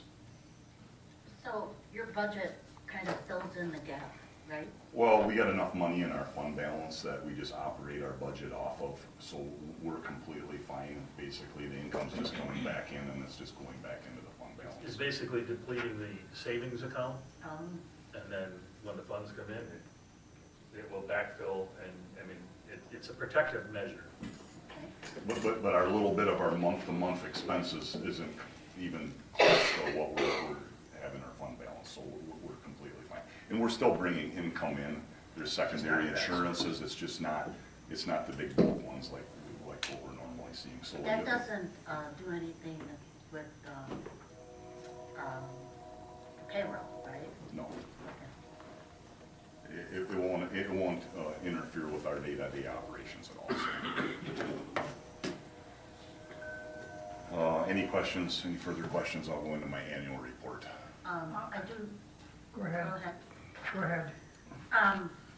On your fire inspections, what exactly do you inspect when you do that? Is there electrical, what type of things? There's, I mean, there's a big wide scope of things that we look for when we go out and inspect. I mean, everybody's a certified state inspector. So what that means is, the state of Wisconsin Department of Safety and Professional Services actually authorizes the fire chief, to be deputized under the state of Wisconsin. And then I can go out and say, Jeremy, Bob, Jerry, Jody, my fire inspectors, you guys are authorized to go out and fire inspect the city under the state mandates. So then they go out and they're looking for a million different things, you know, fire extinguishers, making sure egress is clear, making sure that electrical panels are clear, making sure people aren't using extension cords, making sure that, I mean, it's a million things that they're looking for. So, I think where, and this is a conversation and that I've heard, and I think where people tend to lose sight of, you know, inspections when it comes to electrical is that 95% of your electrical is behind the wall. And you're going to do an inspection, you can't tear the walls down. You can't, you know, and I live in an older house, and I actually had one of those moments of, and I'll never forget, where the dog was just going crazy on us, and I couldn't figure out what in the world was her problem, and, you know, out of the ceiling fan was a little puff of smoke coming out. And it was an old ceiling fan, and when I took the thing off, you know, there was electrical tape in there, and wires that were hanging, and finally two touched together, and, you know, if I had left the house that day, my house would have burned down. Now, that was all up in a housing, nothing that would have been visible to the naked eye. And I said, I think that's, you know, in older buildings, sometimes that's the scary part, is you can do all the inspections you want, but 95% of the electrical is in the hidden area that you can't see. And anything that's either being newly remodeled or new construction, we do what's called like above ceiling inspection. So before the ceiling tile gets put in, we're walking through that. It usually includes Shane also, and we're making sure that everything is legit before. But then again, as the mayor said, anything that's old out there, and there is sometimes we'll get in there and we'll pop ceiling tiles, but you can't go into the old Holiday Inn or the Best Western and start tearing that place apart that was built 40, 50 years ago and think you're gonna find all that stuff. But that's why they have to pull permits to have, you know, certified people to be able to go in and do this stuff, you know. Well, that's what I kind of heard was a lot of electrical conversation because of the buildings being so old and people are using different types of, you know, signage that requires a lot of outage and overloading the sockets. And that will happen, absolutely. And everybody's got to be smart. And don't take this the wrong way, but I've always said this before, that there's three things that usually start fires that are involved in it: men, women, and children. And it's the decisions that they make, you know, by overloading things or making shortcuts, by using extension cords, or by just doing the wrong decision. And that's usually what causes them. So. Thank you. Yeah. Richard, I think you had. Follow-up question on the downtown fire. What's the status on the adjacent buildings? We are still waiting to hear back from the insurance company that's evaluating each of the 5 buildings. I would tell you 1102 and obviously is a complete loss. 1104 will be a complete loss. The other 3 structures, they're still trying to come up with numbers to see if they're over 50% or not. So again, don't have that information, but I will share it when I get it. And what's the status on Trowbridge's building? Is it coming down? And I would have to lean on Shane on that one because that one's been out of my hands for quite a while. Shane, are you on? I can answer you, Richard, on that one. Yep. So, and I can touch base regarding the status of those downtown structures too. So 1104, I issued a raise and remove order for that structure. That would have been in the Sacred Space building. And then the old T-Town Nutrition building, 1106, they've ordered either a rehab or raise order. So they have the opportunity to rehab the building if they choose to. And that'll be similar for the 1100 building owned by Jane Downson. The one Dale Trowbridge's old house, I've been working with the new owner of that property. He's trying to avoid having excavated there twice. He's going to be building there on that site in the spring. So he didn't want to have to get an excavator, do the demo, and then come back and excavate again for the new structure. So I've actually got it on my list to touch base with him yet this week on that, see where he's at. Thank you. Any other questions on the monthly? If not, I just want to go over a couple highlighted things here for the annual report. So and I know you guys have all this information in that, but I think it's just important for me to clarify and go over some of this. So the fire department did respond to 343 calls. Again, we continue to get busier and busier every year. Last year it was 335 calls. So again, we have a stable group of, I call them paid on call volunteer firefighters. So I think with the group that we have, we're managing what we need to manage, and we're taking care of what we need to take care of for the city. We did have 5 structure fires last year. 4 of them suffered major fire, water, and smoke damage, and there was 1 structure that was deemed a total loss. We did have our first fire-related death last year in 42 years, so unfortunately that occurred at the Daybreak Motel there when we had that fire. Again, I say this every single year.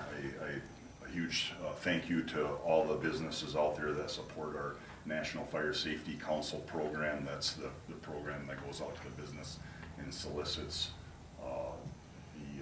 the funds to go out and purchase all the fire safety education material for the Tomah area school district. Again, I keep reiterating this, fire prevention starts with the kids, and then the kids go home and tell mom and dad, like, hey, let's go over this stuff, let's make a safety plan, let's make sure we're checking our houses over so we don't have those overloaded problems, Nellie, like you just discussed. So again, if I didn't have that support from the businesses, I would have to be coming in and asking for another additional over $10,000 a year in my budget just to be able to support that mission and be able to do that. So with that said, we've had contact with over 5,000 children and adults. We keep track of this annually and just going through the schools and going to businesses and doing fire extinguisher training and doing all the things that we do, and we will continue to provide fire safety education. We performed 1,082 fire inspections last year. This does not include the follow-up inspections, so we go out with them for the initial 2 inspections, and then once there are violations that are identified, and last year we had 1,220 violations that were recorded and corrected. So it just goes to show that we're out there, working with the businesses and getting these things, and we would just hope that some of them are redundant, an exit lights out, or hey, I forgot to get my fire extinguisher serviced, or hey, I had an exit blocked, or something simple like that. But the electrical ones are a huge one that we're always keeping an eye on, especially with extension cords, because people think that extension cords are for permanent use, and they're not. They're for temporary use, and that's it. So. And there's no punitive on that. You just want them fixed. That's correct. I mean, we could go that route, but again, we're all here for one mission, right? For everybody to be safe, and let's get it corrected. But if if we needed to go that route, we do have tools in our tool bag to take care of that, so. Right, rarely occurs though. Exactly, yep. Just wanted to reiterate all of our record keeping, record management system prior to last year was on a software called Firehouse. So all of our incidences, and we got 20 some years worth of incidences recorded, all of our training, all of our truck maintenance records, everything that we do as a service is on this software, and it was at a cost of over $5,000 a year. We went out and we found another program that the state had just created, and it was free. So we saved the city $5,000 off of our budget. It was a huge project, especially on Deputy Chief Likely last year, to be able to take and convert all that over. We're still kind of working on the tail end of things, but again, $5,000 a year, you can add that up over 10 years, that's a lot of money, so, and it's at no cost. So again, you have my vehicle report also. All of our vehicles are in good shape and maintained as they should. We received $17,369.50 in grants last year. That was a highlight. Another highlight of the last year was the auto aid agreement with Fort McCoy. So any confirmed structure fire, Fort McCoy, I'm not asking for them, they're just rolling an engine here with a crew and they're helping the city out, which is a blessing for us. The last thing I want to just mention, and I say this again every year, is I just appreciate the businesses that are out there that allow our firefighters to be able to leave, you know, along with their families, the time away from them to be able to go and answer the emergency calls. Appreciate their generosity. So jump into the EMS side here, just a few things. Total calls, 3281, or just around 9 calls a day that we average. There's some days that we run 3, and there's some days we run 29 calls, and lately it's been just crazy. So again, the service continues to get busier and busier every year. So again, we're fully staffed with 15 on our crews. We got 3 crews of 5 on each one, and we may be looking in the future having conversations about adding another staff member to each crew, just to alleviate the call volume that's going out there. These people they're running so much that they don't have much downtime, and when you're driving up and down the interstate or you're doing patient care with people, you want to be refreshed and be on your toes and not have somebody showing up that's tired and has been running all day and all night. So again, just a fact, we put on 130,594 miles last year. So as Adam says, what is that, like 6 times around the world or 7 times around the world? So we put a lot of miles on the vehicles, stay very busy driving. So financially in 2023, the service cleared an estimated $543,331. So again, you know, we talked about how things were going to look with the building payment. Our building payment last year was around Molly's not here, around $700,000 on our side, and that payment will continue to go down and down every year. So as long as we got the income coming in, we're being able to pay the staff and keep up with our apparatus and equipment, we'll be in just fine shape. So we do have $2.5 million in our fund balance, and we have an estimated total asset value of just under $3.4 million. So, question, did you ever, your heating bill in that building, yes.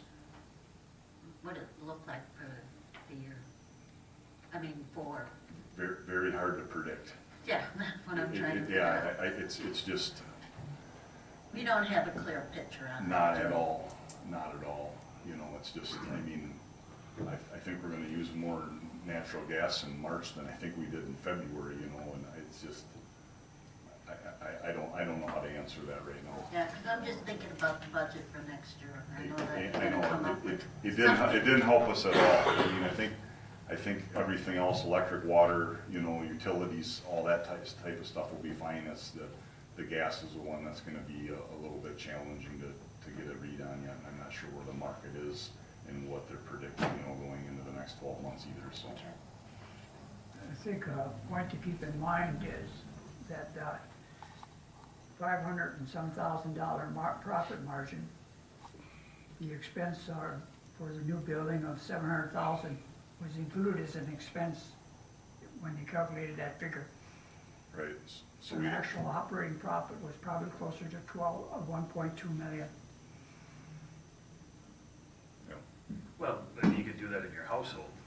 A bill is a bill is a bill. If I didn't have any bills, my profit in my home would be much higher than it is. But a bill, regardless, is still, you can't look at it that way. You can't look at it as a profit because a bill is always a bill.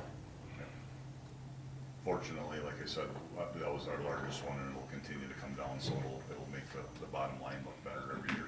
And we did not have that ambulance that was supposed to go in for the remount in '23. It got moved into '24, which is out right now. That would also came off of the bottom line, so.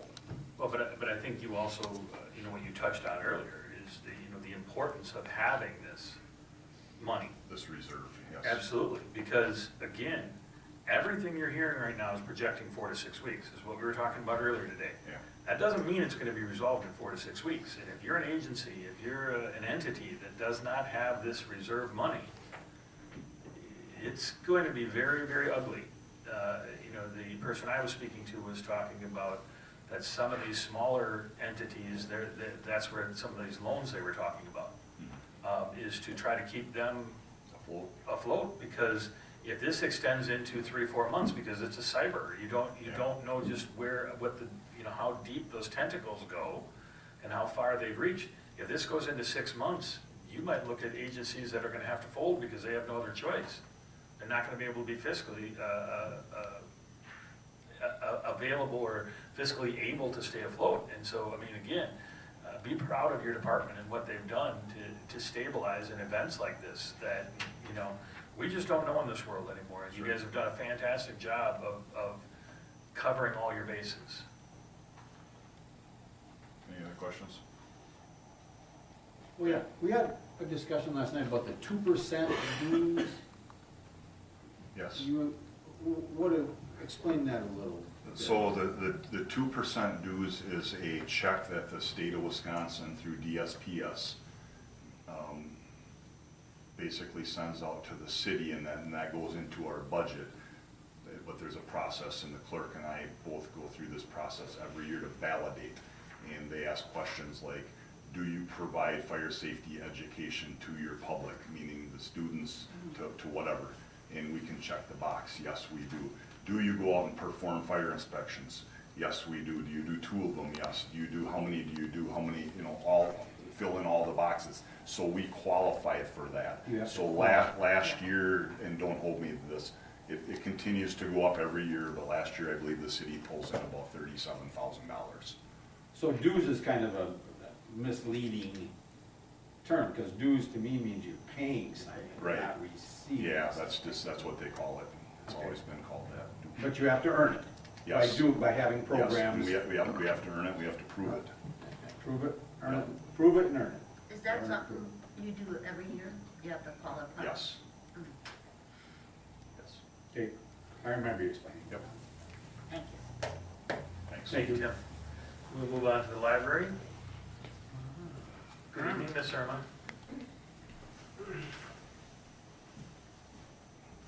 Good evening, Mayor. Good evening. Hi, everybody. This is just going to be really quick.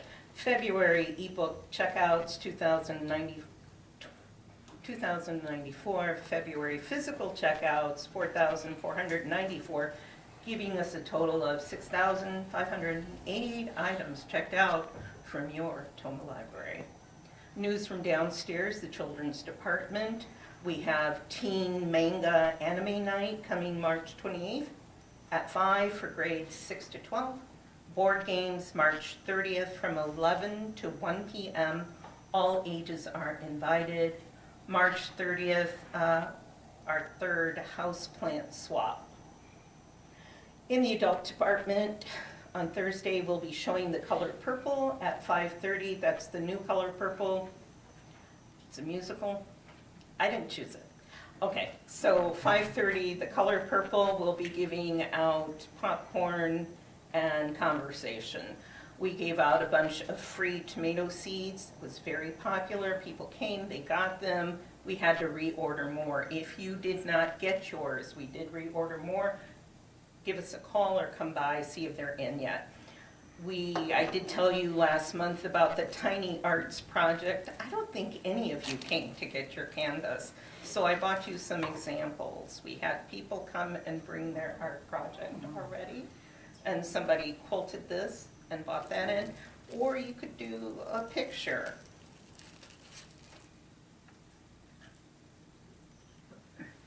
Anyway, there's still time. If you want to come, there's a few kits left. Maybe you can get one. We got new books at the library, fiction books, James Patterson, Kristen Hanna, Dean Koontz. But the news you've all been waiting for is National Library Week is April 7th to the 13th. This is like the biggest day for librarians, or the biggest week for librarians. We celebrate, we get crazy, we get wild. We're reading books left, right, we're recommending books left and right. We're probably even giving away books left and right. Watch our sign. We're gonna have stuff up there like every day during National Library Week. It's a big, big deal. And if it isn't a big deal for you, you need to reconsider your priorities. That's all I'm saying. Okay. Do we have to book a time to come in? No, you can come in any time that we're open. So we don't have to book it? You do this to me every time. And, okay. All right. Anyway, Lamont, thank you for being such a supporter of the library. I really appreciate what you've done.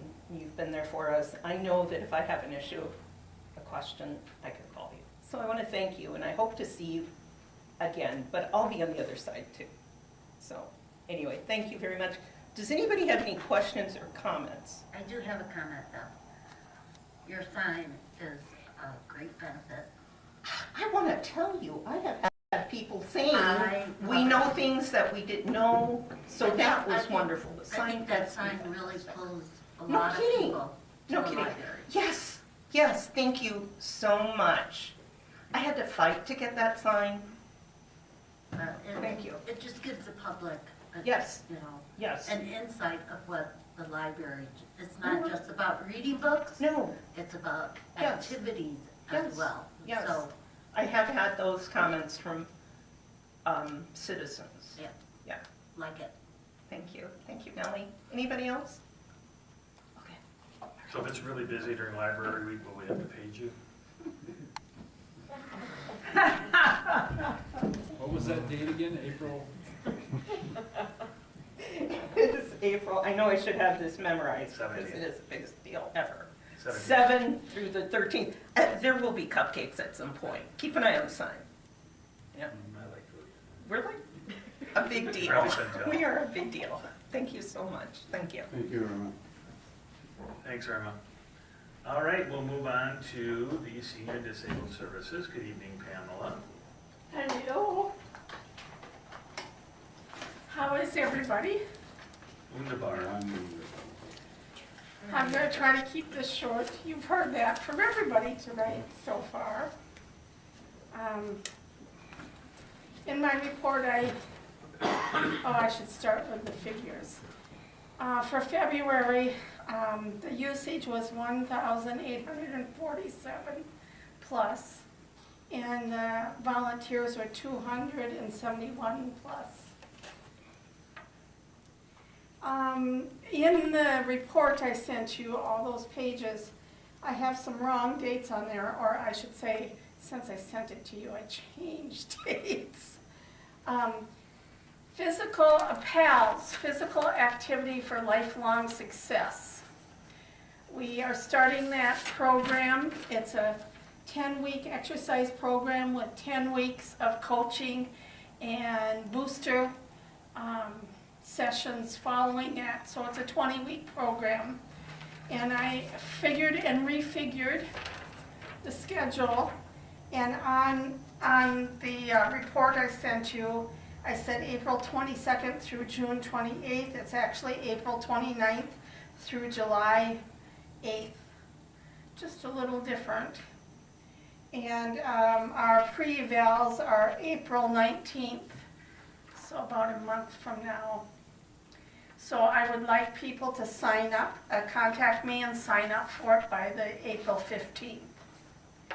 Any questions on PALS?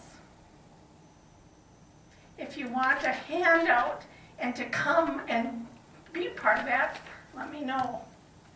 And then we, in April, another big thing in April, besides Library Week, is a Volunteer Appreciation Week. And so in your packets it says Thursday, April 20th, and the wrong day, year was on there, but it's going to be Thursday, April 18th, 3:30 after bingo on Thursday, that Thursday. And so we're inviting everybody to come on down and celebrate our volunteers. And looking ahead to next month, the day after the city council meeting is Take the Mystery Out of Medicare on Wednesday, April 17th from 4:30 to 6. And we invite anybody in the community who has questions about Medicare to come on down for it.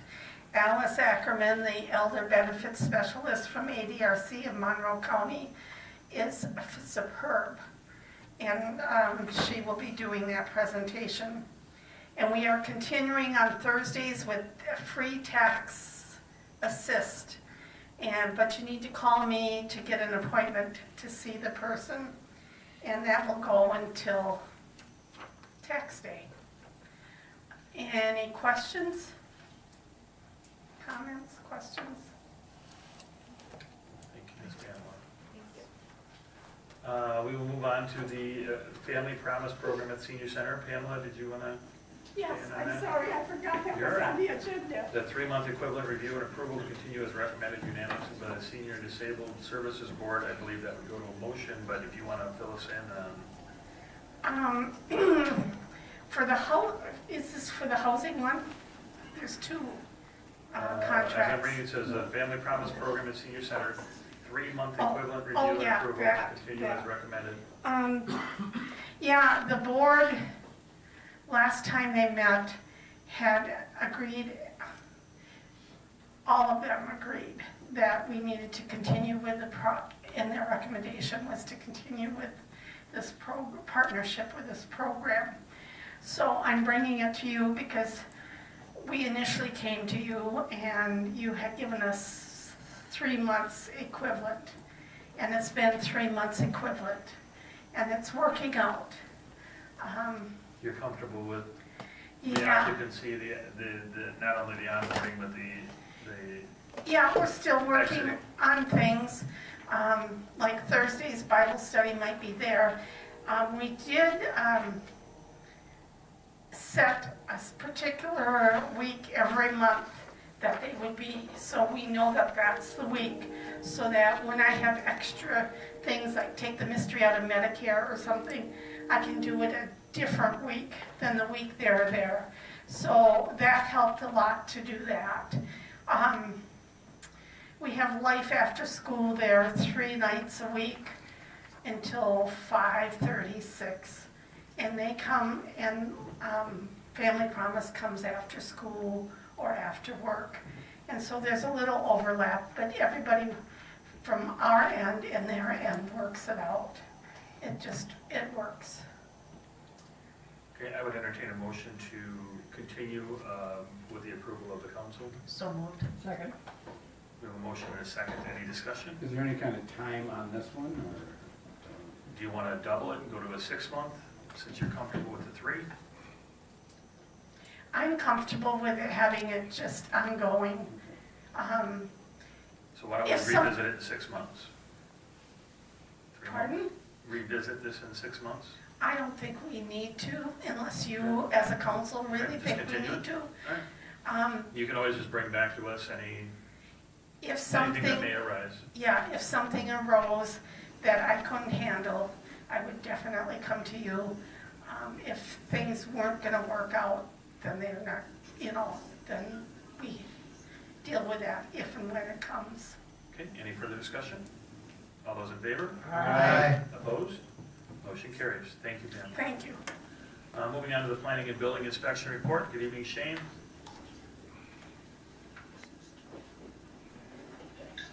Good evening, everyone. I apologize if you guys have trouble with connection isn't really good today down here. So you got the monthly code enforcement violation report and your monthly building permit report. Typically January, February is always the slowest time in my office for the zoning and building permits. Mild winter, hopefully right away here in March. If you wait for it, we'll get busy again. During Tim's report, I touched base regarding the downtown fires, the affected structures on there, kind of give you guys a summary of what's going on with that. I completed a third floor framing and rough-in inspection this afternoon at 400 Larkin Street. That's the newest 51 unit apartment building going up. And those typically start finish construction from third floor down. So they're looking for that third floor inspection and approval, which they got this afternoon. In discussing the project with the developer, he still intends on constructing another 51 unit on the adjacent parcel as soon as they're done with this one. And I would guess that they're going to be done with the current one probably fall. But other than that, I'd entertain any other questions. Question for you, Shane. Do you have an update on that, the house or the building on William Street in Clark? The one on the corner? The one that was condemned. 103 Clark Street, yeah. Matter of fact, yeah, we actually discussed that in our set meeting this morning. The challenge with that one is we had a property owner that had passed away 2 years ago, and for some reason the estate never was aware of that property being there, so it's still shown under his name. It's in arrears for property taxes, which means the county will eventually foreclose on it. And so we're trying to decide whether we want to move forward with the raise and removal yet this year and have to foot the bill for that, and hopefully try to recover it through a special assessment on the property, or do we want to try to work with the county and see if they don't foreclose on it and just work with them selling the property for someone to redevelop. So. Any other questions? I'd like to thank Mel Tillis for filling in for Shane tonight. That's an old joke. He was stuttering. Mel Tillis. All right, consent agenda, we will move on to that. We are going to make an adjustment to item B. I'm gonna actually pull that out. The special wine permit for Area Community Theater Death by Chocolate. They have changed the dates to April 19th, 20th, 21st, and then May 9th, 10th, 11th, and 12th as their requested dates. I would entertain a motion to approve. So moved. Second. We have a motion by Zabinski, a second by Yerington. Any discussion? All those in favor? Aye. Opposed? Motion carries. Consent agenda. I'd entertain a motion for the approval of minutes from February 20, 2024. Special beer and wine license application by the Tomah Lions Club for downtown Thursday nights in July and August of 2024. Special event outdoor cabaret license for the Greater Tomah Area Chamber of Commerce for the 800 and 900 blocks of Superior Avenue for 6 downtown Thursday night concert events in July and August of 2024. Original application of Class B fermented malt beverage license and Class C wine license, and approval of temporary B license application by North American Swirl Association to sell fermented malt beverages and wine at the Tom Wopat concert at Recreation Park on May 4th, 2024. Motion to approve the consent agenda. Second. Motion by Kiefer, second by Glenn. Any discussion? All those in favor? Aye. Opposed? Motion carries. Moving on to the Committee of the Whole, I would entertain a motion to approve the February 29th, 2024 cash and investment schedule, please. Motion to approve. Second. We have a motion by Kiefer, second by Peterson. Any discussion?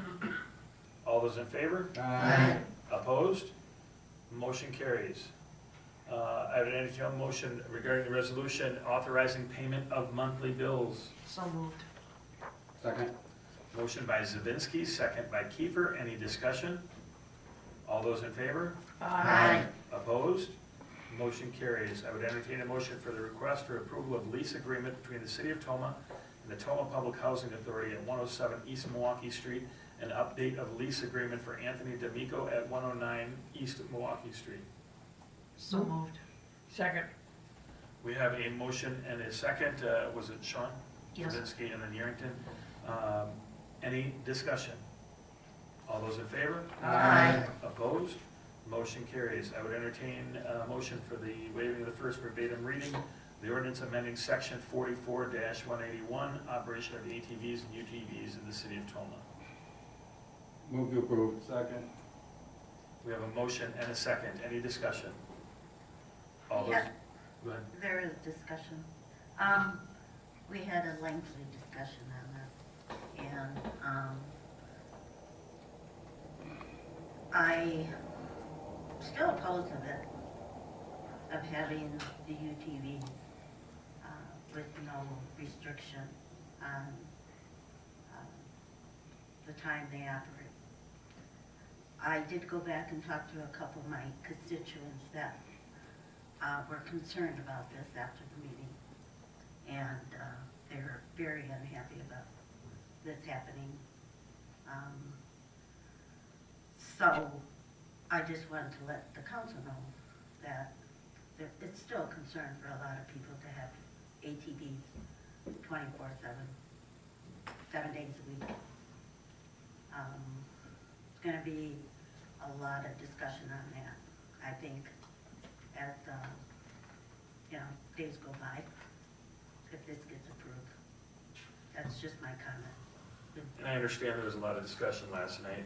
One of the things that I would reiterate, it's one of the things that I tell my driving student, is that if a person does not live to the age of 25, they're in between the ages of 16 and 24, if they do not live to the age of 25, the statistics show that 70% of those people that do not live will be the result of a car accident.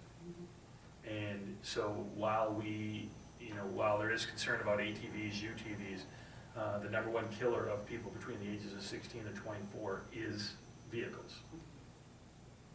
And while there is concern, you can only reel so much in. Yeah, and piggyback comment to that. ATVs are starting to use as vehicles.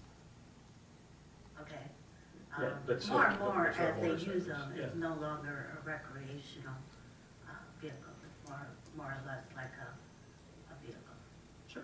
But again, it's not dissimilar to a motorcycle, to a three-wheel vehicle. I'm just, just saying, it's- 7 days a week, 24 hours a day, I don't think it would be a good thing for the citizens here. They are not monitored well. Police department has a lot to monitor in this city. And they do a really good job of taking care of what needs to be really taken care of. Having to have this extra onto them is going to be a burden, because they still, no matter what, if they're on the road, they have to be enforced one way, 16, whatever, they have to wear helmets, they have to have a driver's license, so therefore, the police department is going to make sure, if they see them, they have to monitor that. We're taking a lot of their time. And Chief Holm has addressed that. Yeah. He said it's not been a concern, so, the fact of adding to the on the onus of the police department, Chief Holm has addressed it and said I'm it's just not hoping an that issue. the police department enforces it like it's supposed to be enforced. As they do with anybody that speeds on the road. Yeah. That's part of law enforcement. It's a vehicle on the road. Any further discussion? Yeah, I did follow-ups with some people that I work with that drive them to work, and a lot of the people that live outside of town are the ones that drive them, and they used to have plow trucks. They don't anymore. They use the UTV for hauling firewood, plowing the driveways, maintaining the gravel driveway, and also when their car's in the shop, like getting the oil change regularly, they just take the UTV instead. And especially when it's nice out, they run into town, you know, and on the weekends, and they go to different places, and I go, do you see a lot of them at the bars and everything? And they said, the people I talk to don't go to the bars a lot. They just said, they just like to drive home. They just like to, and I said, well, would it help for the shift thing, you know, different hours? And they go, well, it all depends on when you work. And there's some people that work a lot of years waiting for a spot to open up on different shifts. It's not easy just to change your shift or job. So I also asked how much they cost. And I didn't know, because I haven't bought one, you know, and they said, well, they start in the 20s and they go up from there. So I don't think if you had, you know, like,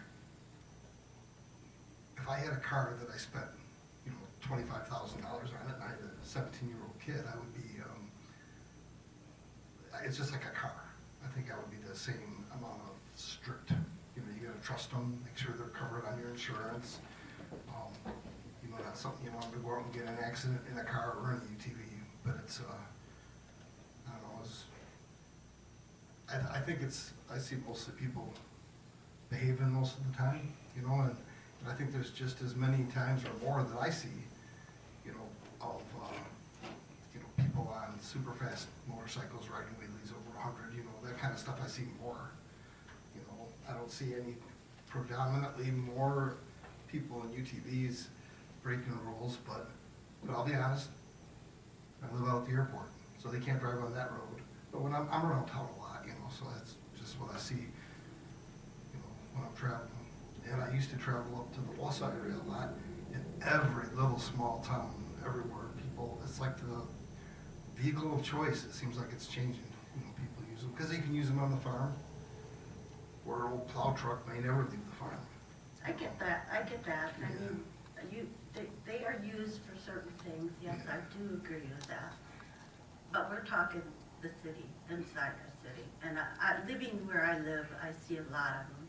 And my concern is not so much the ATVs, but the UTVs that are really small. And I see a lot of young kids on those things, and they don't have helmets, and they don't, I mean, I see them riding with sandals in the summer. It concerns me, you know, because I don't want to see anyone get hurt. I mean, Sure. I don't. And like I said, it took me a long time to get used to having them on the road to begin with. As Mike knows, I wasn't a favorite mayor. I wasn't a favorite of them at the time. But I've gotten prone to use, it's just that having them again all the time on the road is a concern for me. I want to make everybody in the city safe, and I don't think we can really supervise if they're all hours of the night. You know what I mean? Because young ones get out while dad's asleep and whatnot, and get on those things, and you know, there's not supervision when they're on those roads at such a young age. So Well, there's also curfew. yeah. On if your concern is young people, young person's driver's license, they're not allowed to drive between midnight and 5 on certain types of licenses. So, you know, that's. I'm hoping that they enforce that. But again, enforcement is a matter of regardless of what vehicle's on the road. If we were driving down, you know, one of the side streets tonight, and there was a UTV heading at us, all you would see is headlights. You'd have no idea whether it was a car or a UTV. There's no distinction My between thing it. is, Mayor, I just hope, because I know this council's going to pass it, I just hope that people that are in charge of making sure that the rules are met really enforces that. But Chief Hold'em has already addressed that. We've talked about that. I'm Chief talking Hold'em's done. about not just the police department, but the UTV that understand they have a club. But they can't, the UTV club cannot enforce rules or laws. That's part of the job of police. Well, that's not pretty much, they're there if we have concerns about that. That's what we were told. Yeah, but that's on offer, but anything that happens on city streets, Well, I'm sure the enforcement police department. is the responsibility of the police department. Yep, And got we've had it. the chief of police stand here and tell us that there isn't any issues. Okay, that's what you say. Yeah, I think it's time to Any- move forward and to accept these as another form of transportation. Yep. We tangled over it a long time, and let's move forward. All right, any further discussion? All those in favor? Aye. Opposed? No. No,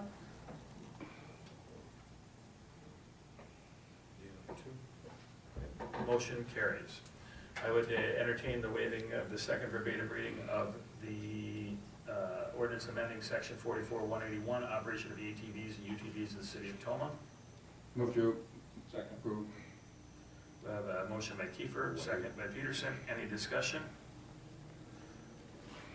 All those in favor? Aye. Opposed? No. aye.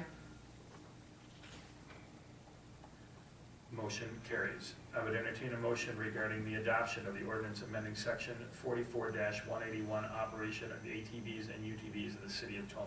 Move to adopt. Second. Motion by Kiefer, second by Peterson. Any discussion? All those in favor? Aye. Opposed? No,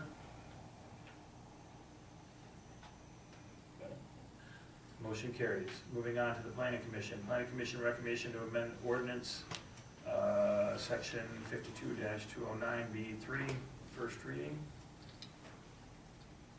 Move to approve. Second. Okay, we have a motion and a second. Any discussion?